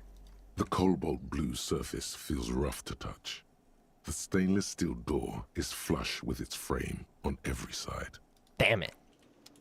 I want to talk to this person working in the kitchen. Oh, wait. Thought. An aroma of spices, alcohol, and tomato hangs in the air. That's very nice. A thin man is smoking below an exhaust hood, occasionally sipping from his mug. This must be the Whirling's cook. The thought cabinet is the headphones icon. Is that what that's called? Like my skill tree and stuff? Oh, is this not my skill tree? Is this my skill tree? Oh. Oh. Oh my god, I'm getting EXP into rigorous self-critique. That's awesome. I'm proud of that. This must be the Whirling's cook. As you step in, he nods toward the table and says something in a completely foreign language. The only words you can make out are Garancy and Kubek. Are those real words? It must be his name. Garancy. Garancy Kubek. Sounds representative. That does not sound like his name. Oh, I see. Logic, medium, failure. That's deeply funny. I'm not calling him that. I'm not doing that. You have to select which ones you want to think about. Oh, that's a cool way of framing it. Okay, I understand. The man puts his cup down and replies something, his left hand drawing arcs in the air. Do you know what's behind that door? He looks up at you, then looks away quickly, shrugging and muttering something to himself. Shrugging is an international sign for, no, I don't know what's behind that door. You've got some impressive pots there. He smiles and bangs his ladle against each of his pots in turn. You need to push internalize to start off a thought cabinet thing. Then it just takes time. You can use skill points to unlock more skill cabinet slots. Dude, this is complicated. Okay, we'll look at that in a second. I don't think I need anything else. Stay masculine. Stay masculine, everybody. Okay. Oh, I see. How... I have rigorous self-critique, lonesome long way home. Oh. Mazovian socioeconomics. Oh, and these are ones I haven't, unlocked. Okay, thank God, because this is too many. Can I only internalize one thing? Oh, shit, research time. Oh. Oh, okay. Mazavian socioeconomics is the communism one. So I could internalize communism. I could internalize my house. That is kind of... Also, good call. Garasi Kubek is a Polish instant noodles brand. It literally means hot mug. Hot mug is a great name. And I think that... Whoa, what? Dude, my spine's out down here. My whole noggin and my spine. Soup, not noodles. Okay. You can internalize multiple. Okay, we're internalizing all of it, but I'm starting with my house because I need to be able to go somewhere because I'm not paying off. I'm not paying off the guy before tonight. Okay, and I'm doing rigorous self-critique because I want to repent before I do. I don't want to just radicalize the other way. And then we'll also do, oh, bonuses from thoughts, -1 authority. Wow, this is complicated. Okay. As you internalize stuff, you'll take a debuff. Okay, so that's why you wouldn't want to, like, internalize 10 things at once. Well, hopefully I don't regret that. I probably won't notice it even if it was a mistake. What's the sign say? Summer door, closed for the winter. Oh, it's winter. That's good to know. Is it? It's interesting. Okay. So we're going to go to the back. We're going to get the... Do I have to equip the key? Oh, no. It's just in my keys. My keys slot. Don't mind me, Kuno. I'm just opening the trash. This trash container with a well-oiled crack, the lock pops open. It should now be possible to simply raise the lid. Learning where you live, how sorry you are, and being a communist. Yeah, that's about right. Relatable to me. Don't. Maybe you shouldn't. Didn't I just have a premonition that there's something in there? There is, but you won't like it. Sweat forms on your brow. Your hand is still on the lid. Now you getting it. Like, you could metagame this, but, you know, I'd still communist even if it sucked. Yeah, I mean, I don't need to win the game, but I do want to stop doing harm to people. That's kind of my, like, my goal. Okay, I'm opening the lid. I feel like it's going to fuck with my morale. If I die, I die. Wait, can I save? Okay, I think I did a quick save. I think we're good. Open the lid. The smell of rotten food rises to greet you. You see soggy cartons, dirty rags, and organic waste. Not just a communist, the communist. Yeah, well. We're just in time. This hasn't been emptied for over a week. Okay. Look under the cartons. You see milk and egg rest with one broken egg in it. Some pasta wrapper. Picking up the soggy packages somehow feels familiar. Saving just can't be done in dialogue. So did these, like, object interactions not count as dialogue? That's interesting. At least just some insane convo options. I don't recommend it. Oh, presumably doing 10 things at once. A box falls into pieces in your hands. Batiste Soleil cereal.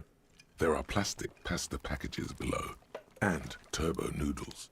Nothing of note, however. Instant noodles. Among the threadbare kitchen towels, something catches your eye. A pair of denim trousers. Pants. As the legs of the slime-covered jeans begin to unspool from the garbage, a rank corpse smell fills the air. Oh, no. The victim's clothes? Cadaverine odor is faint.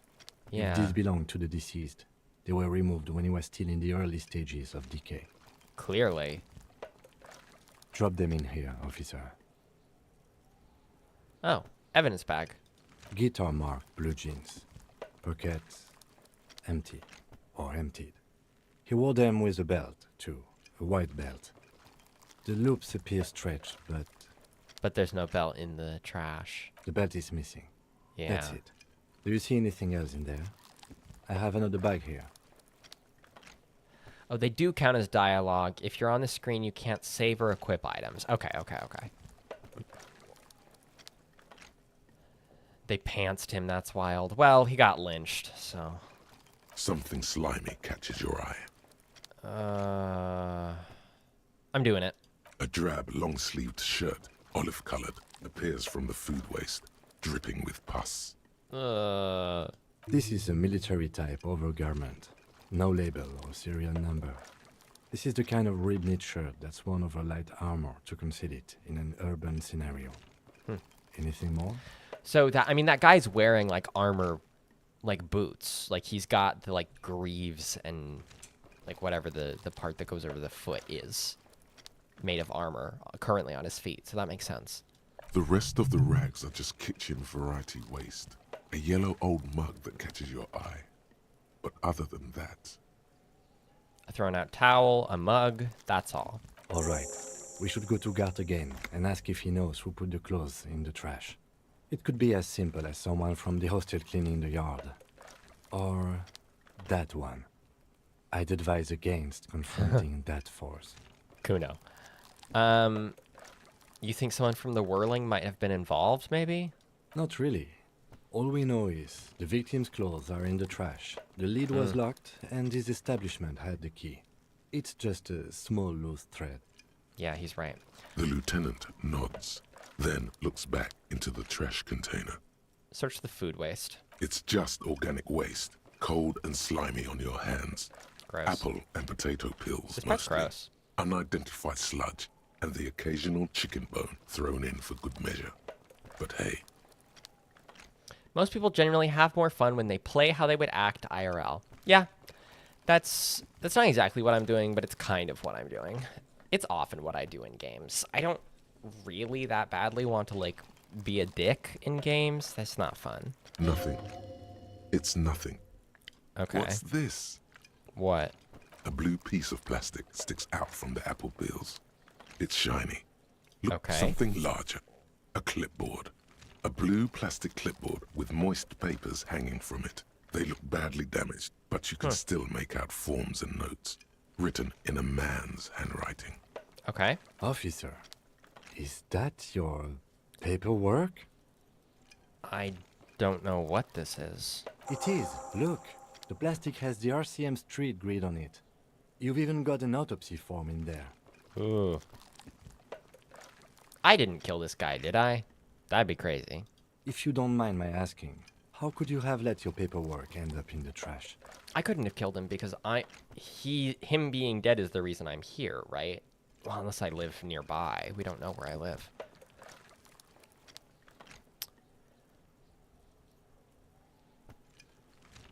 It has a foreboding quality to it. Maybe I needed to lose it for the great bloodletting to begin. I think I didn't want to be a cop anymore. Well, His eyes express a rare condolence. Then he picks it up. lucky we found it. You should take stock of what remains, just to be sure some has not made it into the hands of the RCM's adversaries. Organized crime and the like. There might have been police secrets in your notes.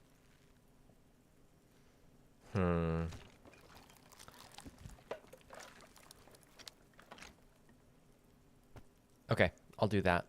It would also not hurt to start taking notes on the case. Now, tell me what your eagle eyes see. Or are we finished? Some Eagle items, eyes. such as the ledger you found, are interactable. Go to Cool. your inventory and select the Interact tab to read your paperwork. Is this the first time there's been like a tutorial voice? You pick out a broken mug with an oddly racist depiction of the yellow man frolicking in saffron, An antique? only in its social sensibility. I don't want to take the mug. I'm not. I'm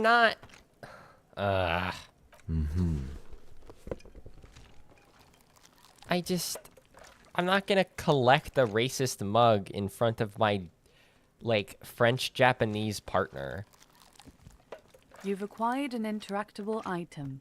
Investigate this item further by going to the Interact tab in your inventory. Okay. The I think in container most sounds cases... a muffled Oh, gong. oops. Huh, nice. I think in most cases in this game, if you're dying, it's generally because you're putting your life over others. Parentheses, good side. As a cop in this game, being selfish will reward you by default. That makes sense. It makes sense to make being nice hard. I know a lot of people who had a very hard time playing this game because of Harry's addiction issues, reminded of their own struggles. That makes sense. That's one thing off the list. I think we got it all. I do think that this game probably could benefit from some like specific trigger warnings up top. I think it's a really visceral game, and I think it would be cool if they like acknowledge that, because I think this game is cool and it hasn't like really off-put me. There hasn't been like anything like violent that I felt was just like not cool, but I don't know. I feel like there are some ways this is written that could bother people, and there's nothing wrong with that. But I think those people should get to play this game and know kind of what they're getting into and still enjoy it. Harry actually encouraged me to quit drinking. That makes sense. I would also want to be nothing like Harry. The Greater Revachol Industrial Harbor. Okay. Wait, why am I going up here? I'm trying to find my way. I want to go into the greenhouse or behind the greenhouse or whatever. Oh my god. Right. You go downstairs by clicking the floor. Someone taught me that last week. Okay. Running away. I love that I'm just like a cop jogging around with a crowbar wearing sunglasses in the snow. I'm very Gordon Freeman coded.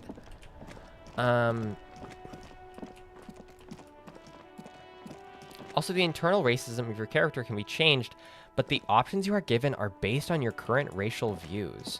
You can get woke points and have anti-racist options. That is fascinating as a mechanic. I would like to not be racist, please. Okay, how the fuck do I get back there? I know I keep kind of butting my head up against this spot, but it's because I have no idea where else I can even go. Can I click over here? No?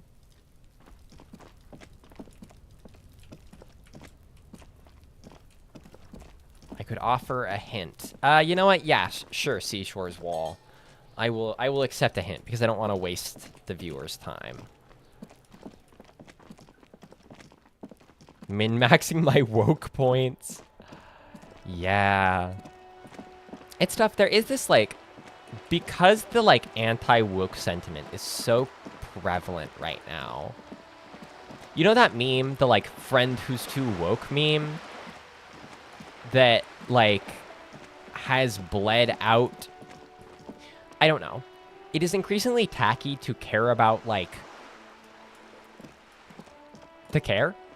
about, like, social justice topics and stuff.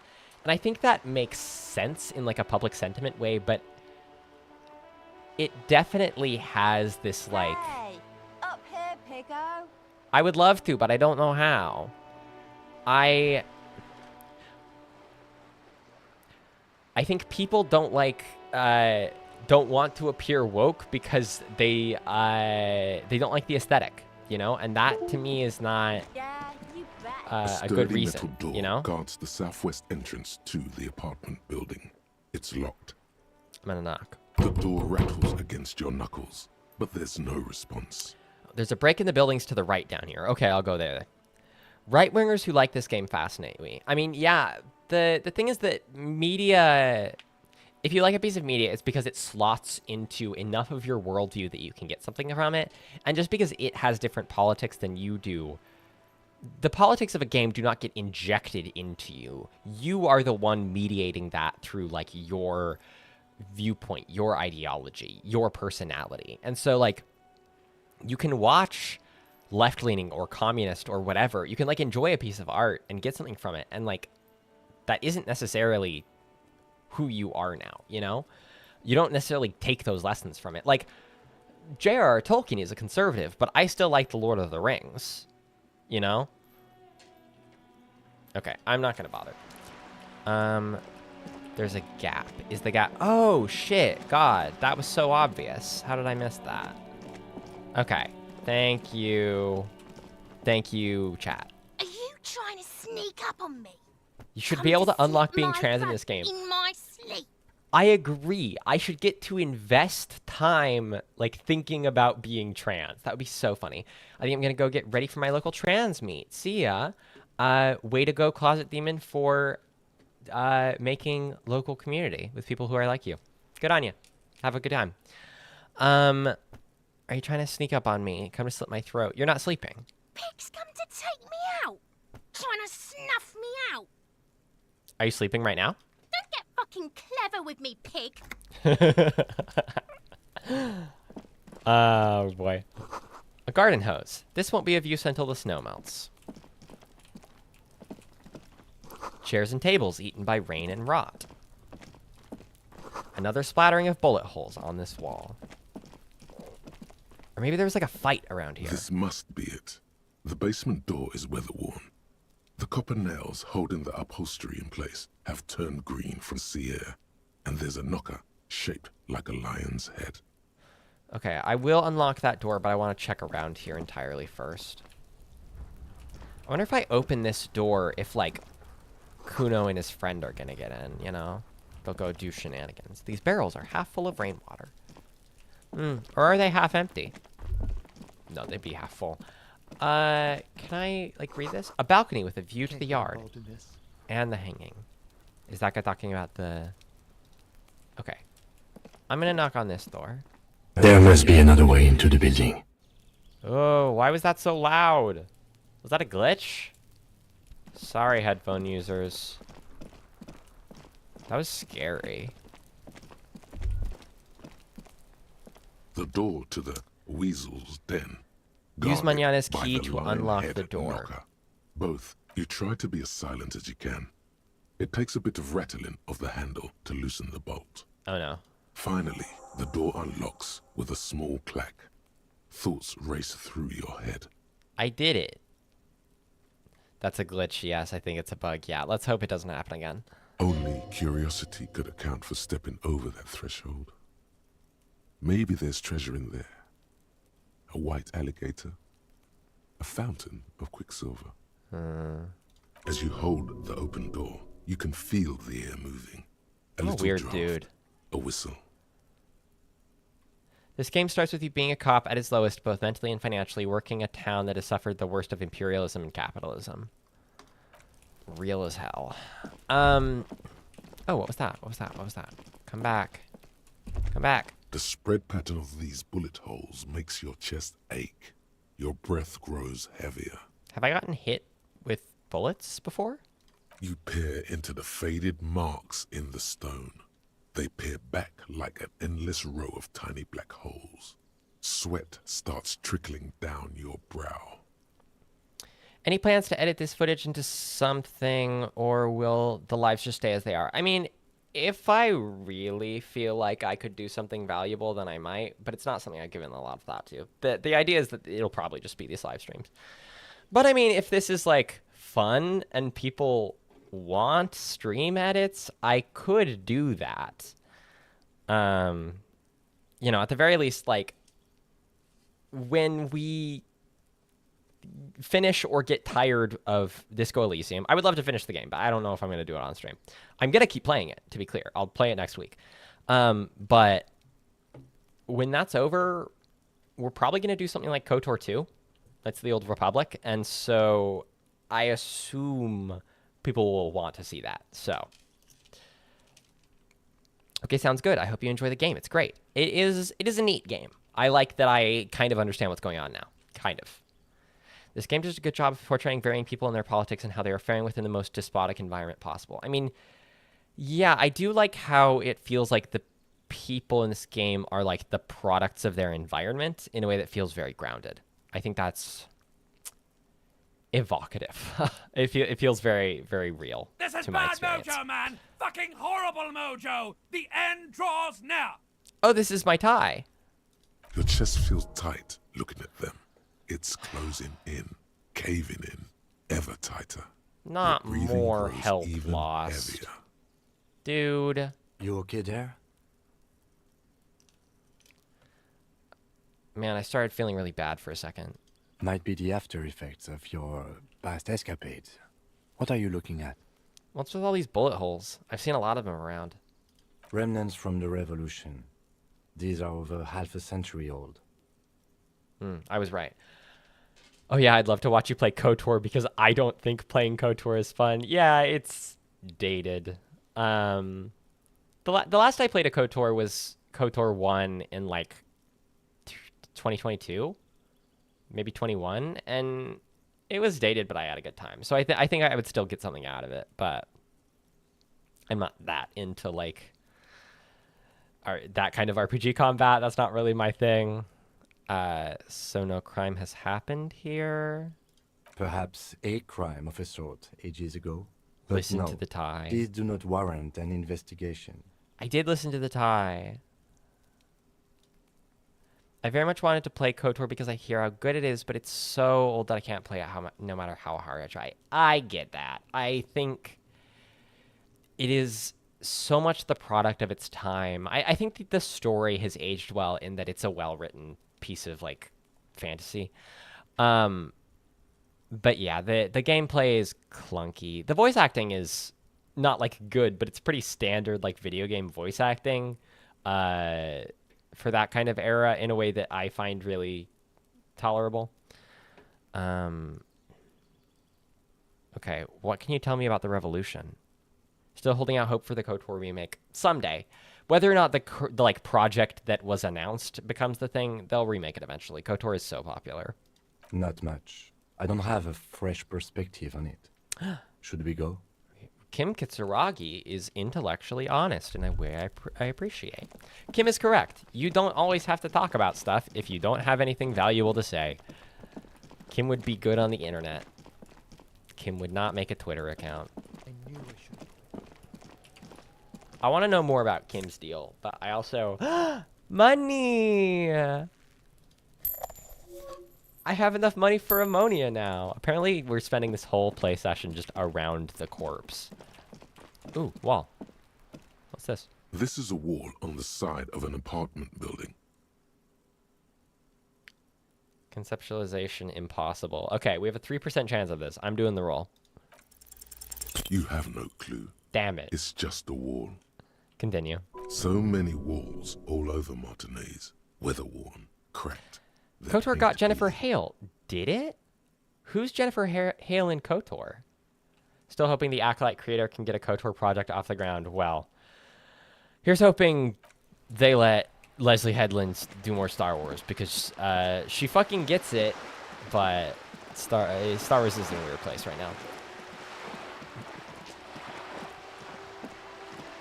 Yeah, Jennifer Hale, good fucking performer. Okay, is this just... Oh, this is the bookshop, right? Yeah, that's the bookshop kid that I talked to that one time. Okay, we're gonna go to Frit.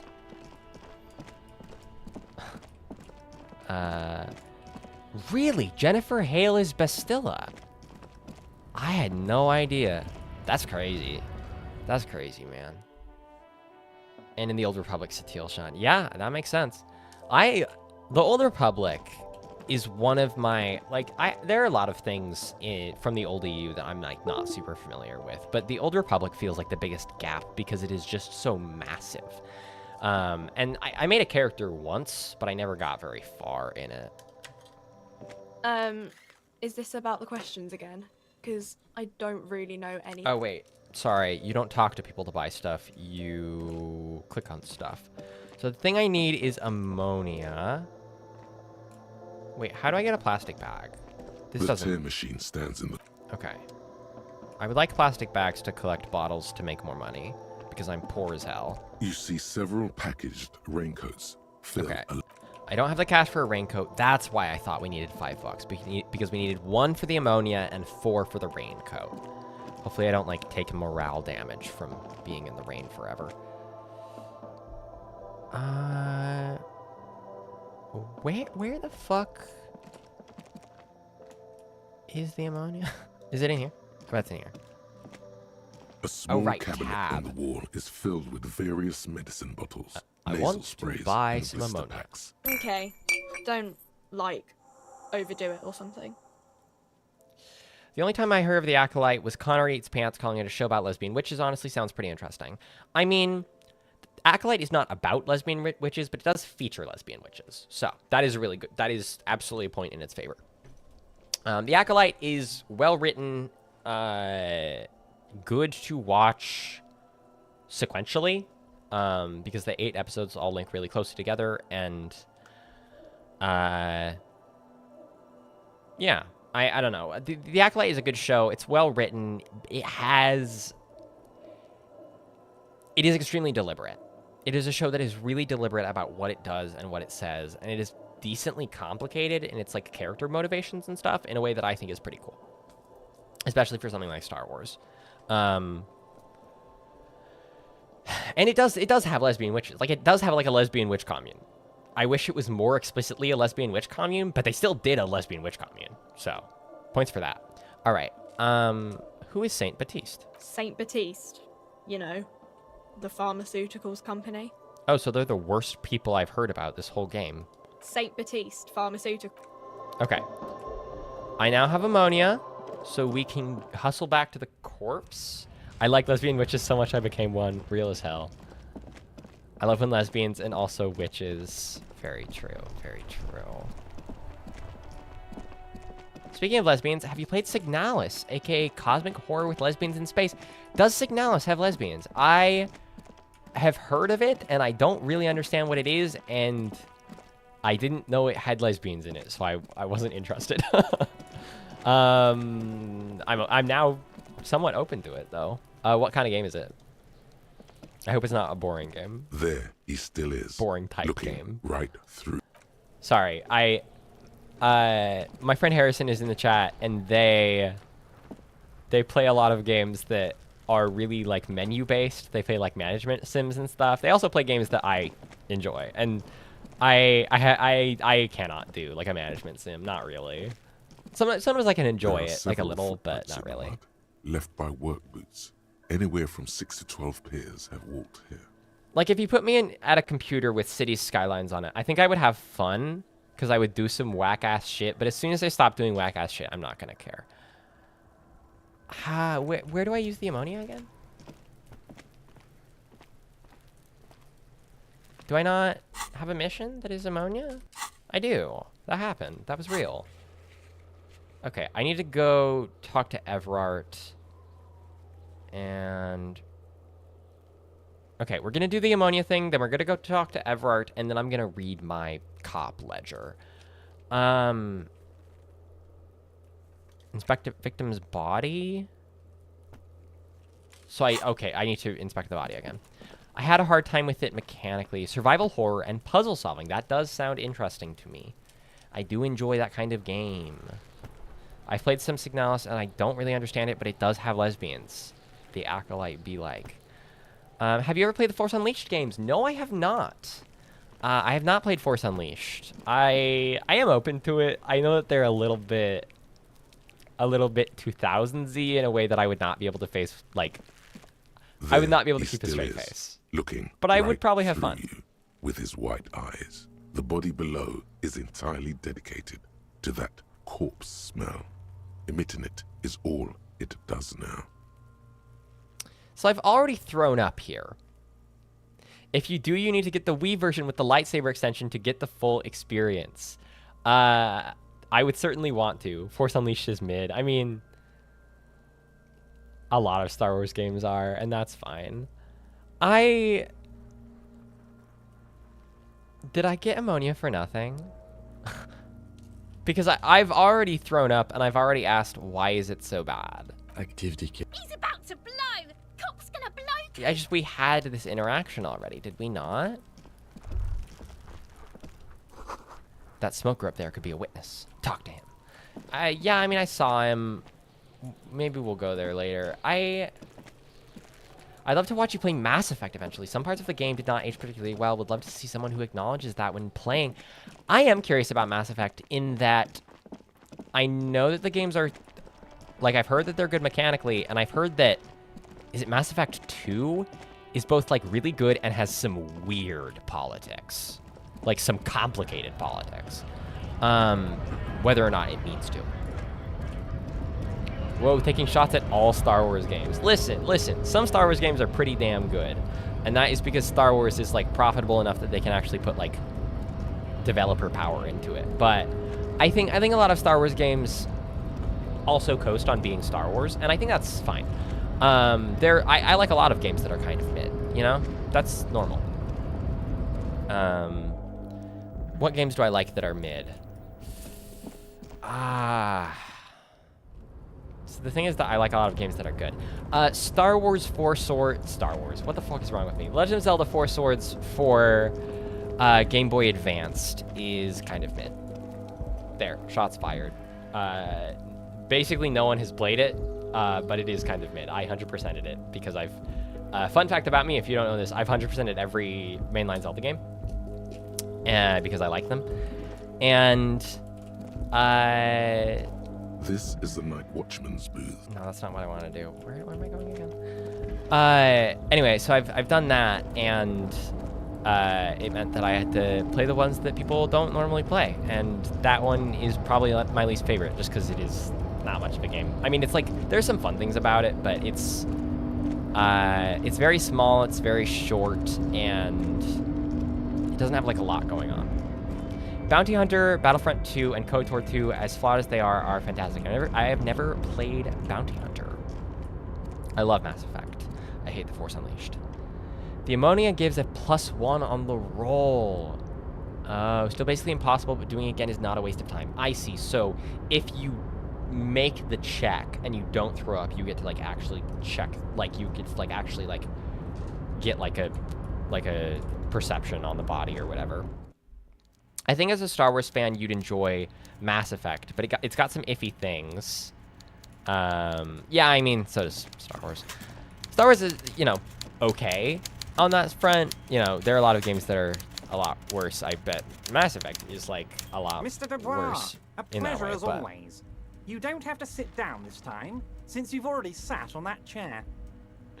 I can see The Force Unleashed Wii version being your favorite Star Wars game. I will be honest with you, I don't disagree for the fact that I like a Wii game with good controls. I like a good Wii game. Mystery, blah, blah, blah, blah, blah, blah. You don't have to sit down this time since you've already sat on that chair. I opened the door. I'm very glad to hear that, Harry. One question. You didn't actually happen to stumble in and see what's inside the apartment, did you? No, is there something that's bad? There is no way to sway this man in any direction. He is unsuggestible and unswayable. Just tell the truth. The deal wasn't for me to go inside, so I didn't. You're right, Harry. You only had to unlock the door, which you did. So we're all good here. Oh, so would he be mad at me if I'd gone inside? Now let's get down to brass tacks. It's time for men like me and you to figure out who's killed who and why. Real police work is gonna start happening now. I promise you, Harry, this is gonna be good. Okay. Trying not to vomit on the body is kind of a tutorial for how to pass a hard white check. That makes sense. I've only beat a couple of Zelda games, but I love Wind Waker. I got the HD version with my Wii U. That's a great game.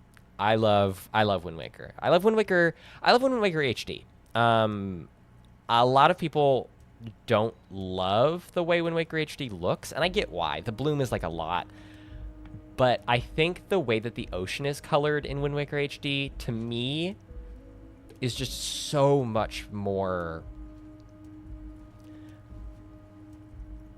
I think it is beautiful. I love the color choices in Wind Waker HD compared to Wind Waker for the GameCube. And I really like Wind Waker GameCube. But Wind Waker HD has just this incredible, like, aqua color.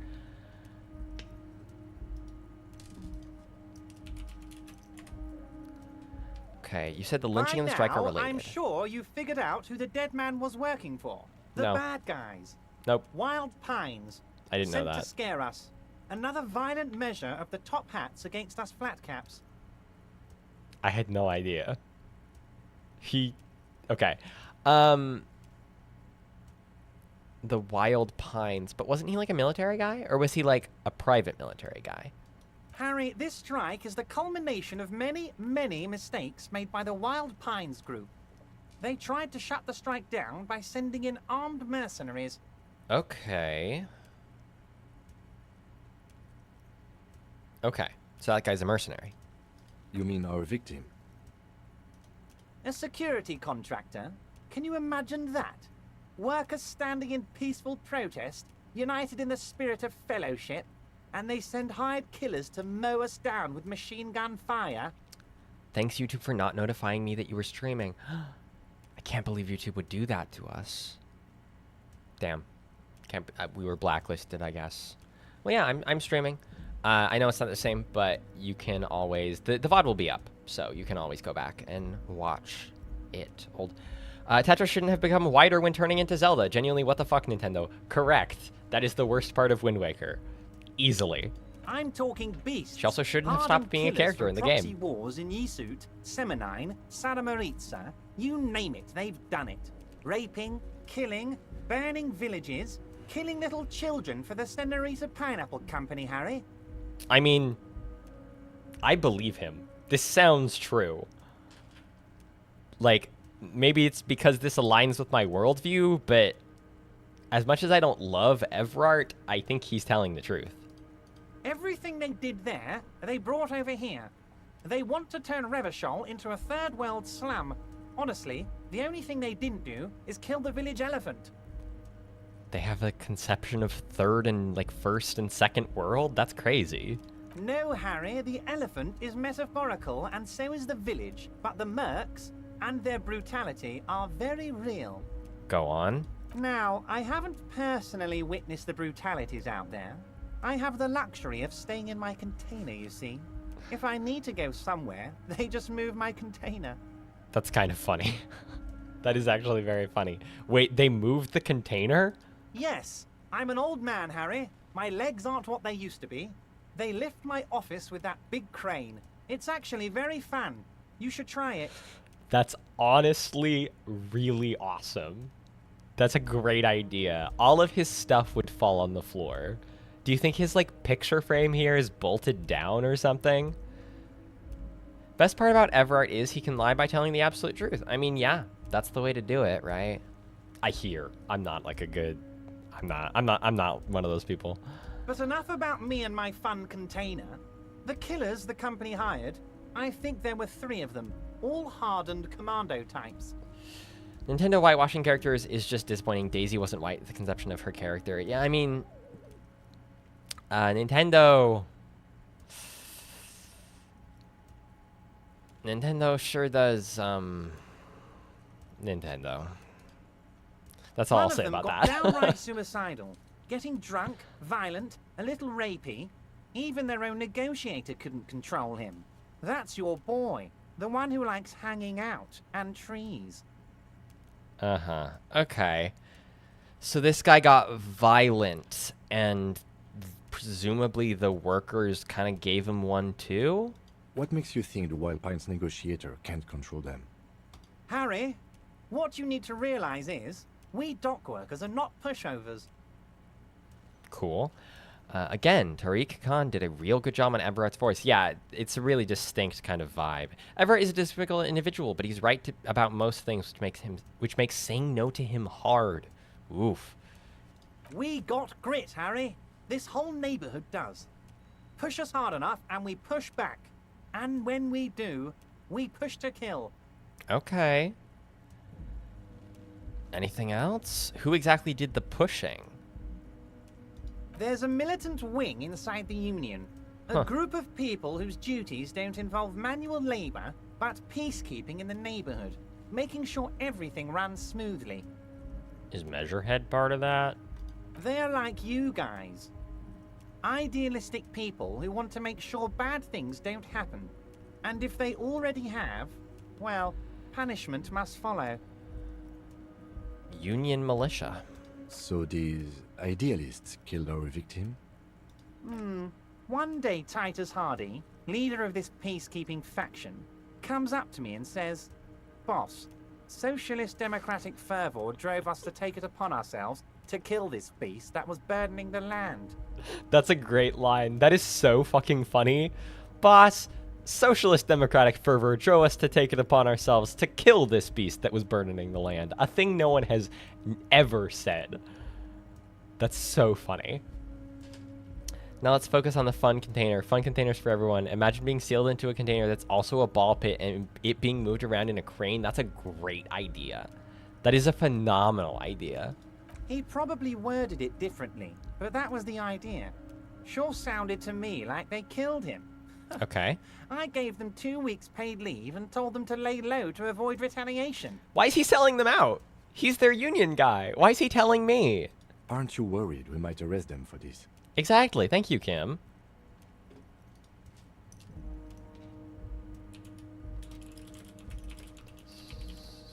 Sorry, I had to message someone. Okay. Oh, I'm not at all worried about that. These are not the kind of men who get arrested. They're Whoa. Martin A's boys, tough and gritty. I'd like to see the man who takes them in. Besides, I sent my lawyer girl to look after them. Lawyer girl. The first time he's mentioned a woman in this whole conversation, and he calls her lawyer girl. If he's just boasting, then it sure doesn't feel like that to you. He's not worried. That sounds like DashCon with extra steps. Only if you piss in the container, in the ball pit container. You mentioned a lawyer girl. Oh, Liz is a bright one. I paid for that law degree myself, thinking I've it heard would of her. probably turn her all fancy. But hell, Harry, she came back a firebrand socialist. Sometimes she scares me with her zeal. How do you know the mercenaries were hired by the shipping company? How do I know? Let me tell you about these people. That's their MO. It's what they do. Last winter, some poor workers in Terminal E went on a little strike. The company sent in Sediment, a security contractor. The strike was over the workers' right to wear protective footwear, Harry. Okay. These guys turn up and start beating people. Tell you what, Harry, I wouldn't be surprised if we got the same mercenary company after a little rebranding. And I'm sure as hell not surprised to see an army of scabs under my gates. Okay. So you believe the scabs were organized by the security contractor? You said it. Hell, one of those guys looks big enough to take down that proverbial elephant. Boys like that don't just happen to show up during strikes. Okay, so they hired mercenaries to be their scabs. That's something Herbert Hoover would have said in an anti-communist screed. He's not scared of them. If anything, he likes them being here. Oh. Strange. He likes them being here because it gives him more options for, like, retaliation? Or does it have a certain effect on his men? I remembered that I needed to heal. Actually, I should heal my morale because I also got more heals for the morale.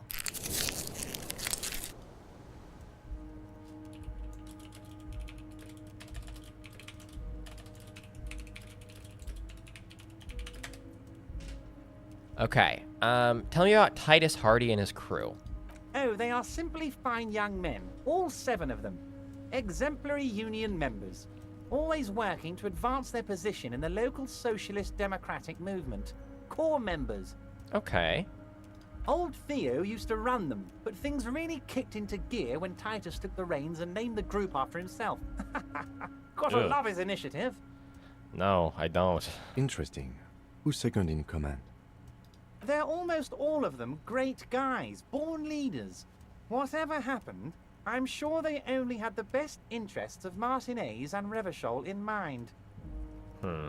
Work with them. Hell, interview them. But don't fight them. They really are just like you. Men who like beer, women, and some order on the streets. That does not describe me. I gotta head out. How much longer are you planning to stream? Probably only like another half an hour. So, God, I'm so delayed, perpetually 30 seconds behind. I mean, part of that is definitely, like, my own stream, too. Yeah, I'll stream for, like, 30 more minutes, but the VOD will be up if you want to come back. And I will be doing this again next week, probably on Saturday again. I think Saturdays are the day to do, unless it sounds like people are wanting me to do Sunday instead. Saturday and Sunday are kind of what work best for me, but Sunday's a little trickier in my schedule. But yeah, I mean, if we're not still going, then I'll be on next week. Everard is always in control in all things, conversation included. Oh.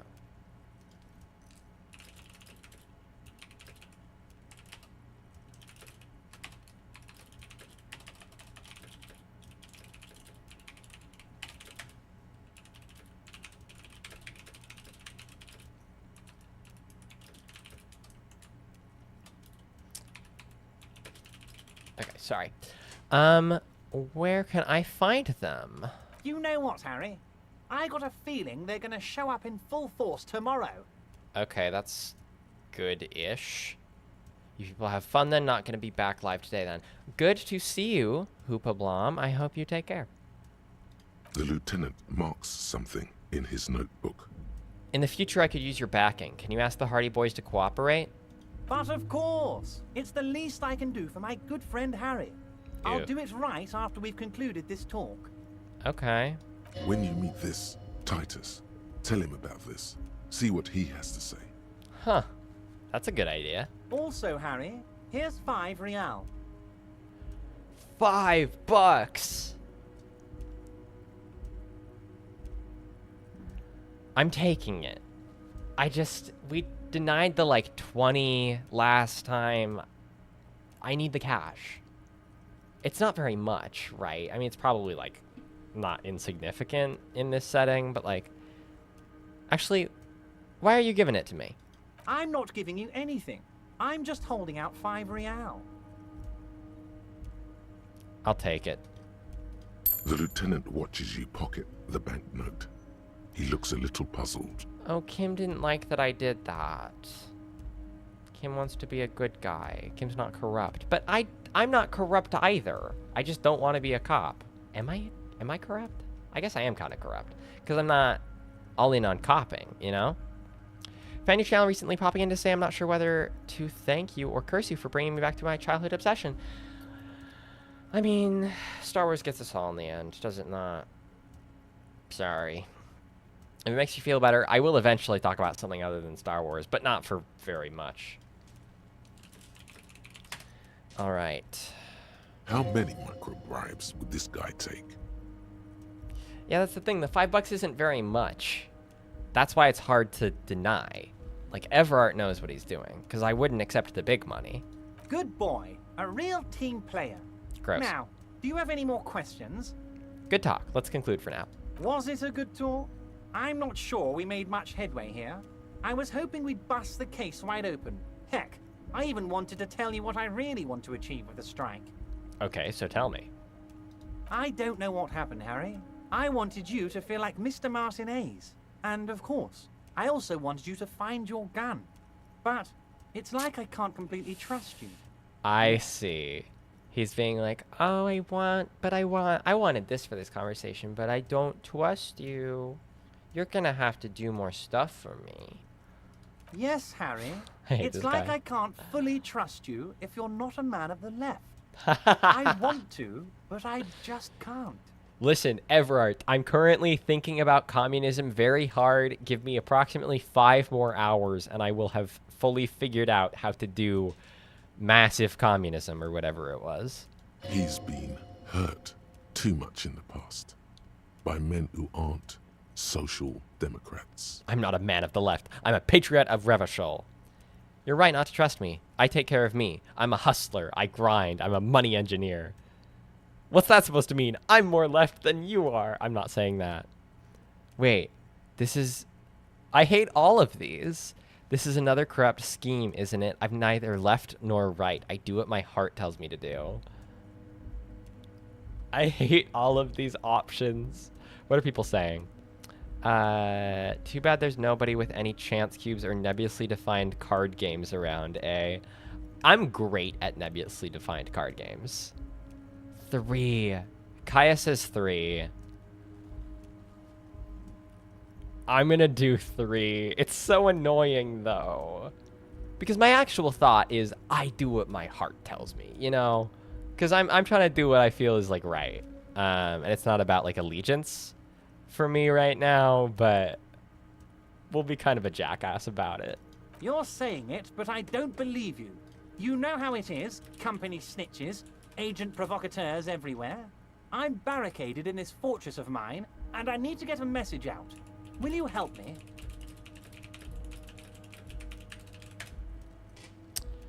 Okay.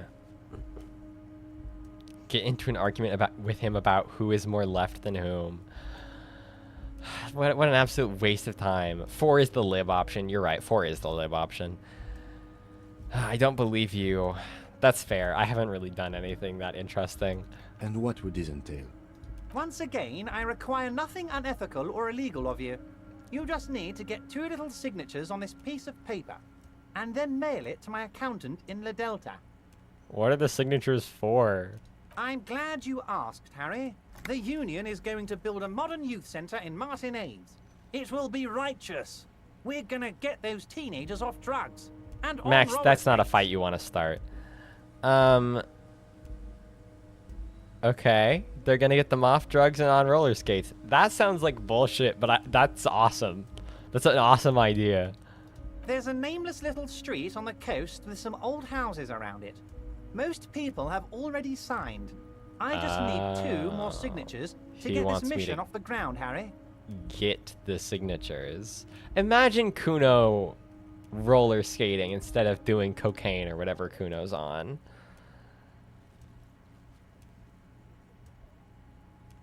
I played so much of this game with trying to appease Kim in mind. Yeah, I like Kim, but he's also a cop, you know? Where is this place exactly? On the coast, Harry, across the canal. There's a cul-de-sac there, a little village they're calling it. A gloomy place. You'll find it. I trust your detective skills, Harry. Okay. Water drips from the eaves. A woman looks at her freshly tarred skiff. There's a pair of cavalry boots under the fish in the box, and the wind howls like a vicious spirit. So Shivers is really interesting because it feels like it gives me knowledge of stuff that I can't like actually see. It's like vibes. It's not premonition, it's like current monition. What isn't Kuno on? God, I don't know. He wants you to be a corrupt union man instead of a corrupt cop. Yeah, that's about right. Okay, what will happen to the current occupants? They are just gonna have to deal with the construction noise for 6 months, and then they'll be living like kings. Right next to a fancy new youth centre, designed by the best architects from Stella Marie. Kim, what do you think of this? It depends. I don't think what we just got from Mr. Clare was very useful. I don't know if I agree because I didn't know what was going on before right now. But, he thinks, it's your call. Okay. To be fair, a corrupt union man is a massive step up from a corrupt cop. That's true. A corrupt union man is a massive step up from a cop. As I said, it weighs on me heavily. But once we get really talking, well, I'm gonna hand you the keys to Martinez, and maybe even help you figure out who's behind this killing. Okay, fine. If I happen to be there, I can ask him. You bring joy to my heart, Harry. Such a pleasure to be working with you. Here, Okay, and it gives me the envelope. you need to get signatures from Isabel Sadie and Lillian Carter. The cul-de-sac is right past the pawn shop and across the canal. I hear there is some trouble with the water lock, but they should fix it by Wednesday morning. Once you have the signatures, Okay. mail this to 13022 La Rocca in La Delta. Then I'll know you're a solid socialist. Okay, hang on. I am gonna be right back. Give me just like a handful of minutes.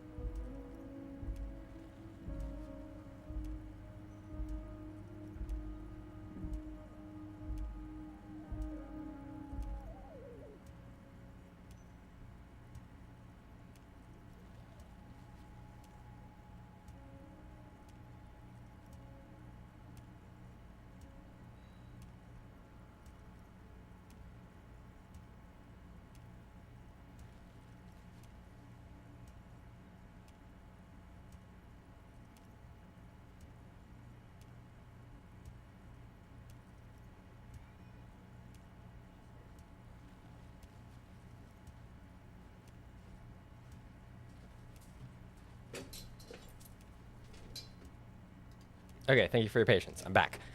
All right. I can talk about some other stuff. I'm going to ask about the lost gun. Yes, your lost gun. My best men are on it.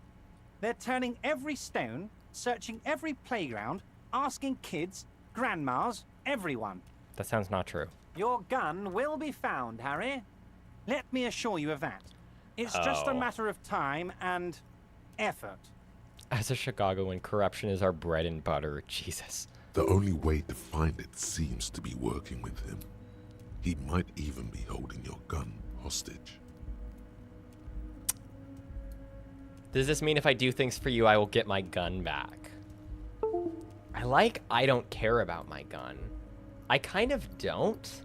Because I don't want to be a cop, so it's like, why would I want my gun? You know, maybe I get into fights later, but I'm good. I don't care about my gun. I love it, Harry. Wish I could be like that, but I can't. I have a responsibility to this community. I can't have a loaded gun out in the streets. The officer is exaggerating. Of course we care about the missing firearm, and we are actively looking for it as well. That's not true. The lieutenant is concerned about the lost gun and feels that the fact you haven't prioritized looking for it is unfortunate, if inevitable, and doesn't put the RCM in a good light. I'm really letting Kim down, aren't I? If you don't have your gun, who does?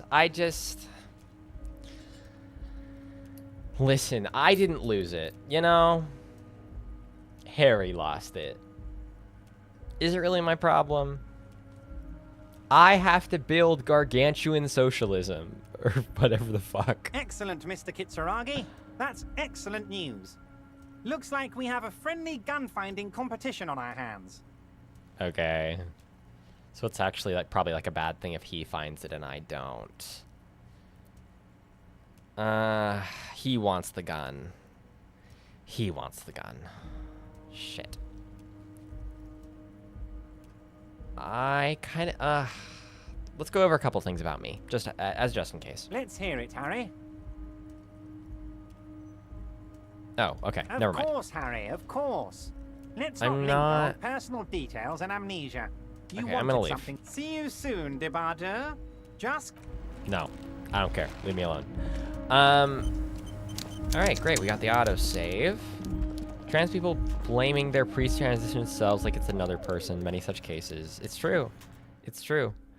My name is Raphael Cousteau. I don't even know who the fuck Harry Dubois is or the people who he wronged. They're not my problem. Okay. We're gonna find somewhere nice to hang out, and then I'm gonna look in my cop book that I got from the trash. We're gonna look at the cop book. We're gonna see if we can learn anything, and then we'll kind of go from there. It might be time to finish up at that point. It is currently 2:17. Part of me feels like Kim was like, you could get a poncho from the Frit. And that's $4, but I think I'm gonna save my money because I have $5, and it would be nice. It would be nice to have $5 later. I guess. Like, I don't need to be entirely without cash again. If there's something more I need to buy. Oh, we'll go try the corpse check. We'll try the vomit check again. We might get lucky. Oh shit, I fucked up the stairs. Go down, go down, go down, go down. Okay. Okay, I do think I might be able to talk to these guys. That might be interesting. I really wonder how much of this game is just solving this mystery. Okay. Back to the corpse. Never know, maybe Garcha will somehow mistake a 5 for 100. Yeah, I'll just hit him over the head with the crowbar first. Okay. There he still is, looking right through you with his +1. white eyes. The We body got a below +1 on is this check. entirely dedicated to that corpse smell. Emitting it is all it does now. 8% is pretty good. Not really, but we're gonna try it. 3, 2, 1. The ammonia only makes it worse. Damn the it. combination forces tears out of your ducts. You managed to keep it in once. How much of this game is solving this mystery? Yes. Okay. Okay. So it is like we're doing this. That's good. Well, I threw up again. The second time, not so much. Emetophobia warning, I Your guess. cheeks are wet with tears. Exactly. 8% is better than not. I don't think I want to be a cop anymore. Get a hold of yourself. The weight is reassuring, like a crenel on solid fortification. Pat, pat, pat. I've seen strong men turn themselves inside out for hours. You are facing tough odds here. Alcohol withdrawal makes it considerably harder. Seriously, this isn't fun. I don't want to be a policeman anymore. Okay, you've said it. You needed to say it. And now that you have, Oh. you need to get your shit together. But my shit already is together. That's not true. Okay. We should go talk to the locals. Find something else to do while the wind changes. It's pretty bad right now. Thought gained volumetric shit compressor, which I assume gets your shit together. Huh. Okay. You've gained a thought. When this dialogue is over, go to your thought cabinet and internalize it with special bonuses and effects. This is the tutorial. I see. Give it half an hour. Get yourself together. Then come back and have another go. Okay. So we're just going to kind of keep chipping away at that. Maybe buy some more ammonia. Maybe try again. Hopefully get the roll eventually. Let's go somewhere comfy. Can I, like... Is this a game that lets you sit down on stuff? Maybe a sea monster did this to the plaza. The damage looks like it could have been caused by an earthquake. What? Yeah, what the hell is this earthquake stuff? It really feels like... I assume it wasn't, like, supernatural, but it feels like something bad happened. An ancient fountain. It doesn't pump water anymore. There's a tree in it. This guy says, how long have we known each other? These two people are talking, I guess. Tire tracks leading onto the roof. The slush and rain has almost washed them off. Onto the roof? Really? Where could it have gone from there? Like a vehicle. Where could a vehicle have gone from there? Did it do like a sick jump? FYI, I gained stats. Like, these stats? Oh, like I can level stuff up? Like I have a skill point? Well, I upgraded Shivers, but I'm not upgrading Shivers again immediately. I like electrochemistry. That's kind of fun. I like love and be loved by drugs. Game rewards playing like a goblin magpie doing everything all at once. No need to rush. Okay. Perception. I kind of like perception. Hand-eye coordination is good, but I'm not super interested in my gun, I guess. Visual calculus, conceptualization, drama, rhetoric. Okay, rhetoric freaks me out. Empathy. I kind of want empathy. What's my lowest? Composure. Ooh, I do have really low composure. That's realistic. Interfacing, savoir-faire is like stealth. Might need the skill point for a thought. Do you have to spend skill points to think?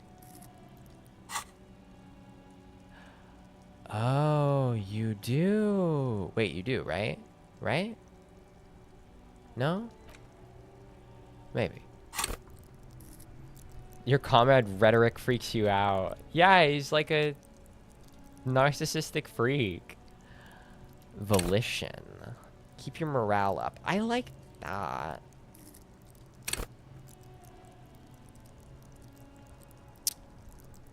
Composure also appeals to me because it'll help us make the body check. Oop, it's raining again.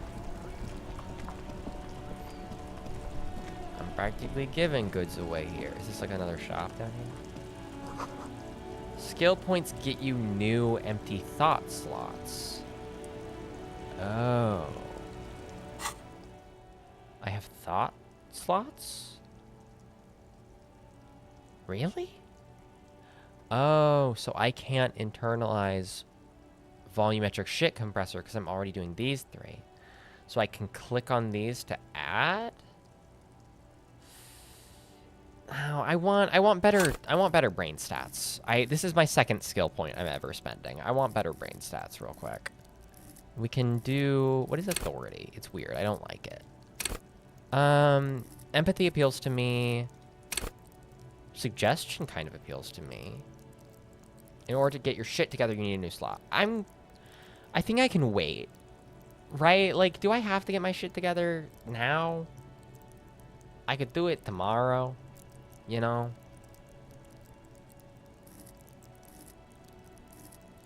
The diamonds. Is that one of these? Or is that something else?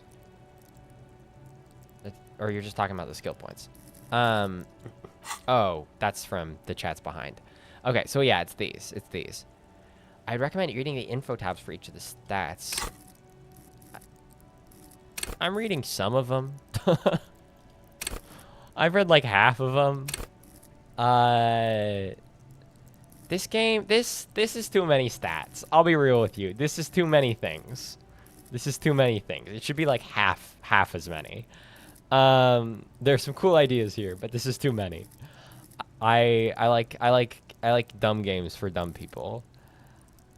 I just 2 is so many. Whereas my empathy is already pretty good.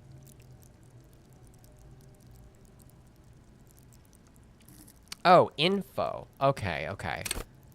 Oh. Cool for card players, military fetishists, cool people. Composure wants you to not crack, or at least it wants you to not crack in front of other people. Oh, okay, so what's empathy? Cool for judges of character, interviewers, interrogators. Empathy breaks into the souls of others and forces you to feel what's inside. It enables you to notice social cues others may miss. Perhaps a hidden sadness you could coax out a little more. Be an even more unstable cop. Okay, rhetoric. Good for ideologues, conversationalists, would-be politicians. Rhetoric seems annoying. Encyclopedia makes you know-it-all. Volition is good for sane people, well-adjusted cops, the non-suicidal. Nocturne Noble says you've made me want to play this again. Great. I also like dumb games for dumb people. Yeah, I mean, like, the less menus in a game, the happier I tend to be. That's not always true, but it is often true.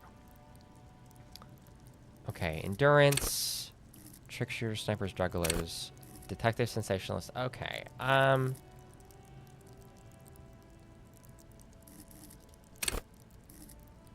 I see. So Shivers is like a little bit like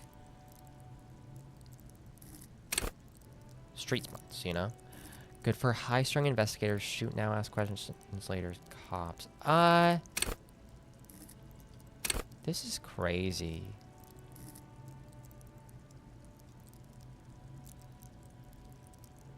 Art cop. Man. I want to put it into composure. Like, I don't want to be a military fetishist, but I do want to be cool. I'm leveling up composure. I hope I don't regret that. Okay. Let's go somewhere that is not directly in the rain and look at our cop book.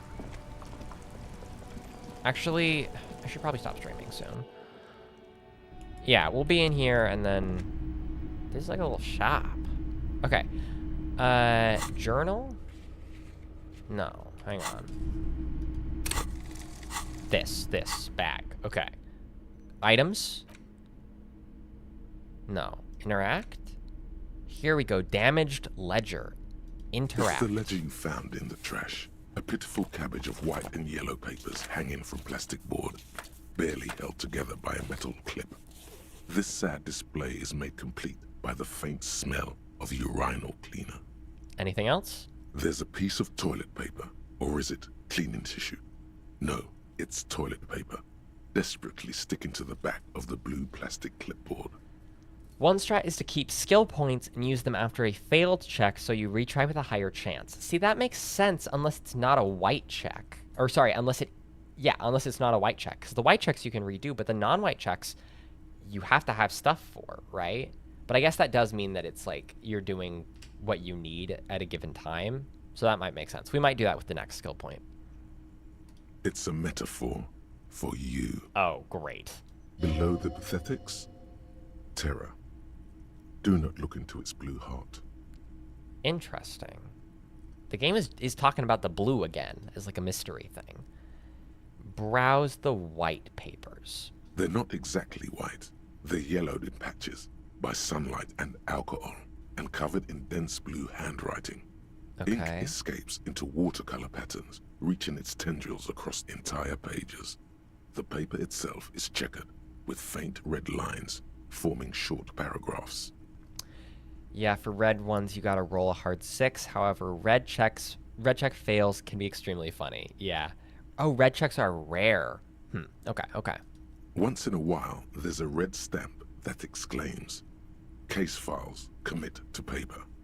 The case files themselves are plenty. You count more than 100 sodden, crumpled up, earmarked pages falling apart in your hands. They Okay. appear to be sufficiently organized and extremely dense, if mostly illegible. True failure in this game is awesome. Yeah, I've been trying to be really willing to do the checks, to like roll for the checks, because it is very funny when you get them wrong. Work, strife, D&D rules, poverty, you know? the Jamrock Quarter. These are handwritten logs of investigations dating back to January 51, this year. The Okay. exact number is hard to estimate due to missing pages and an odd naming convention. What's the But naming there convention? are at least 20, maybe 30 cases undertaken, not completed, mind you. What's the naming convention? Yes, it appears you employ a, shall we say, robust yet literary system. Each investigation has its case number written on the margins. Yet, still more tellingly, most are accompanied by a name. Oh my. And they're written in capital letters, too.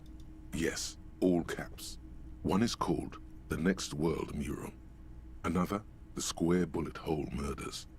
Another yet, The Unsolvable Case. Zenim says, you don't need to pass every check to enjoy or even succeed at this game. Yeah, D&D rules. Yeah, I will say, I was saying last week that I wished some of the stats were more invisible, and I still kind of feel that way.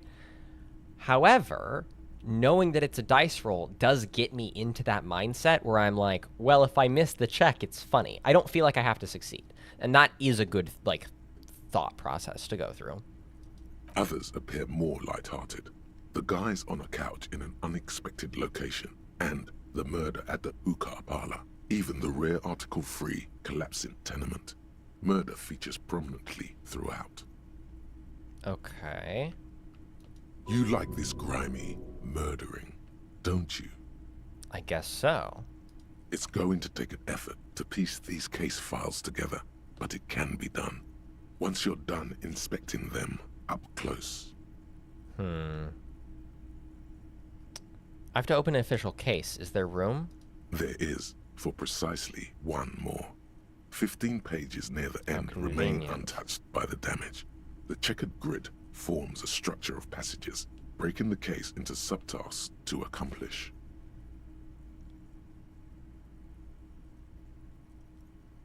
Do I want to commit? Yeah. I don't want to be a cop after this, right? So... But if I'm committing to paper, am I committing to solving this as a cop?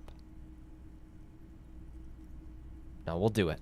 The tasks you've completed flow out of the pen in a brash freehand similar to the rest of the letters. The wording comes easily. It's almost robotically simple. A language developed for mental rigor and simplicity. Inspect the victim's body. Interview the cafeteria manager. Cross out the ones you've already finished. A satisfying slash sounds across the paper. You're done, it seems to say. And you, and you. I'm bullet journaling. Things to be done and things already done. the composition of reality. This is an extremely useful tool for a detective of the Citizens Militia. Now all that remains is to name the case. There's a gentleman with an orange bomber jacket who's committing you to the case anyway. That's true. Yeah, I'm kind of in no matter what. Lieutenant, have you been, by any chance, named our case? No, actually. Any ideas?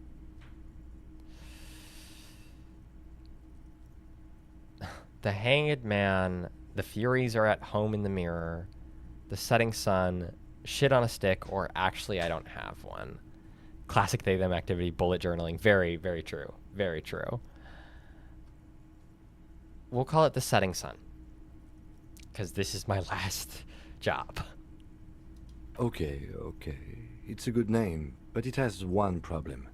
This case has nothing to do with the Setting Sun. But I'm quitting. It But has I wanna nothing quit. to do with that. So But I want to quit. something more concrete, perhaps? Do you have something concrete? Mundane, usual? Fine. Usual is boring. We don't do that. The Hanged Man. Great. That's great. That's actually what I was thinking too. Stupid The name. Hanged Man. Boring. Good, strong name. We have a very good name for the case now. I'm going to start calling it the Hanged Man. It's good we sorted this out. Kim, all my cases employ a naming convention similar to what we used on ours. Yes, how very childish of you. In your and my defense, almost everyone in the RCM uses the titular system, in addition to the official alphanumeric. Weird. Is that a real thing? Are there people who do that in places like cops? That's funky. It's a holdover from the early days of the RCM, right after the revolution, when the organization had little idea how to do things. It persists in an unofficial capacity. Officers use these titles to refer to their work among themselves. Imagine Kim writing a detective novel. Imagine Kim DMing. I seem to have named a case the Square Bullet Hole Murders.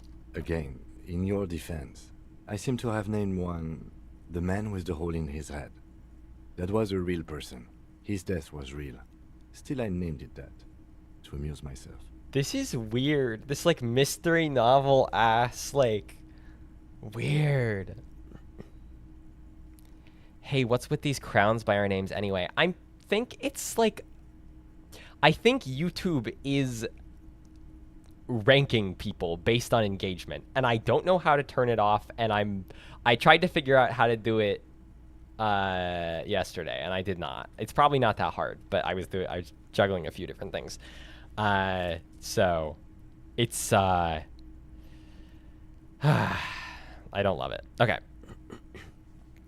I pray his loved ones never find out. Well, that's, yeah. What Ray happened to spiked him? through the head. He died. It was a workplace accident. I guess I'm done inspecting these. You don't exactly close them, so much as distance yourself from the smelly papers. They're a little further from your nose now. Okay. We'll look at the yellow pages and then we'll be done. In the back, you see thin, translucent copy of paper. Some neon yellow, some bright red, all covered in boxes, like marching armies. These look like official forms, waiting to be filled out. Apparently I have 200 XP. Can I trade these in for gamer stickers? You gotta wait, and then you can invest it into skill points to raise your stats. What type of forms are there? 3. The topmost are misconduct fines. The middle ones are station calls. And the bottommost are field autopsy forms. Each is easy enough to make sense of. Misconduct fine. A monetary penalization ranging from 20 to 250 real. Severe cases allow for 1,000 real, but that requires special paperwork. The details of issuing these fines are spread out over the rest of the fields. Station call. These are quite sinister in tone. They give a date and time for the person to appear at the specified precinct police station. Below the call are the criminal charges you risk by not appearing. Field autopsy. A dozen pages of thin copy paper, bright red in color. You see the parameters of a deceased human form, waiting to be filled in. age, sex, condition of internal organs, Can I fill that in for the hanged man? color of the irises, predation marks, condition of sexual organs. I don't like the way they said that. Yes, all that remains now is to fill those forms and hand them to people. I don't want to do Fines that. for wrongdoers, interview requests for bad guys, and field autopsies to dead guys. The rest of the stinking cellulose is much worse for wear. Being sandwiched between the board and the rest of the paperwork must have spared the fragile copier paper. Okay.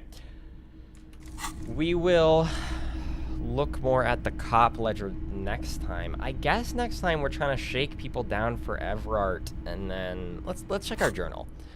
Inspect victim's body. So we're still trying to pass the vomit check, I guess. Track down your badge. I didn't hear anything about that today. So maybe we'll try to figure out what the deal is there. Who made the call reporting the crime? Keep searching for the caller. Sing karaoke. That's not like super important to me, but maybe you gain morale. Maybe that makes it important. Pay for damages. No. Explore the whirling secret passages. Find a way in and see what's hidden there in the hostile cafeteria's forgotten corners. Maybe we'll do that kind of in the evening. Who put the clothes in the trash? So we need to talk to the people. Yeah, we need to go back to the whirling. We'll probably do that next. Get 2 signatures for Everart. Okay. So next time we will do the rest of the ledger. We'll get some signatures for Everart. And then we'll kind of investigate the trash stuff. Try to figure out what the deal is there. Ooh, map. I have a map? What? Oh, acquire a copy of the city map. So maybe we'll also try to do that. Because I would like one of those. Alright.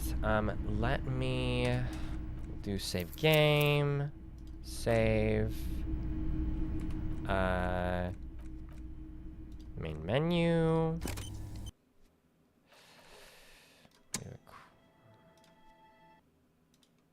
And then, since we're done with that, I will stop streaming in just a moment. But it is the kitten's birthday. So I'm going to show her off on stream. Because it's her first birthday. So she deserves to be celebrated. 1 second.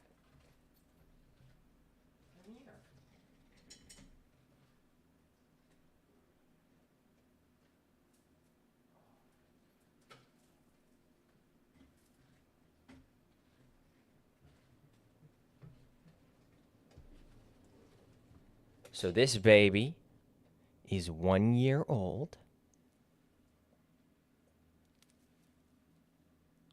She would like to go because she wants her snack time, and I will do that. You saying hi? Do it again. Do it again. No, you want down. All right. We're going to stop streaming. We're going to feed the pudda. The kitty cat. She wants down. All right.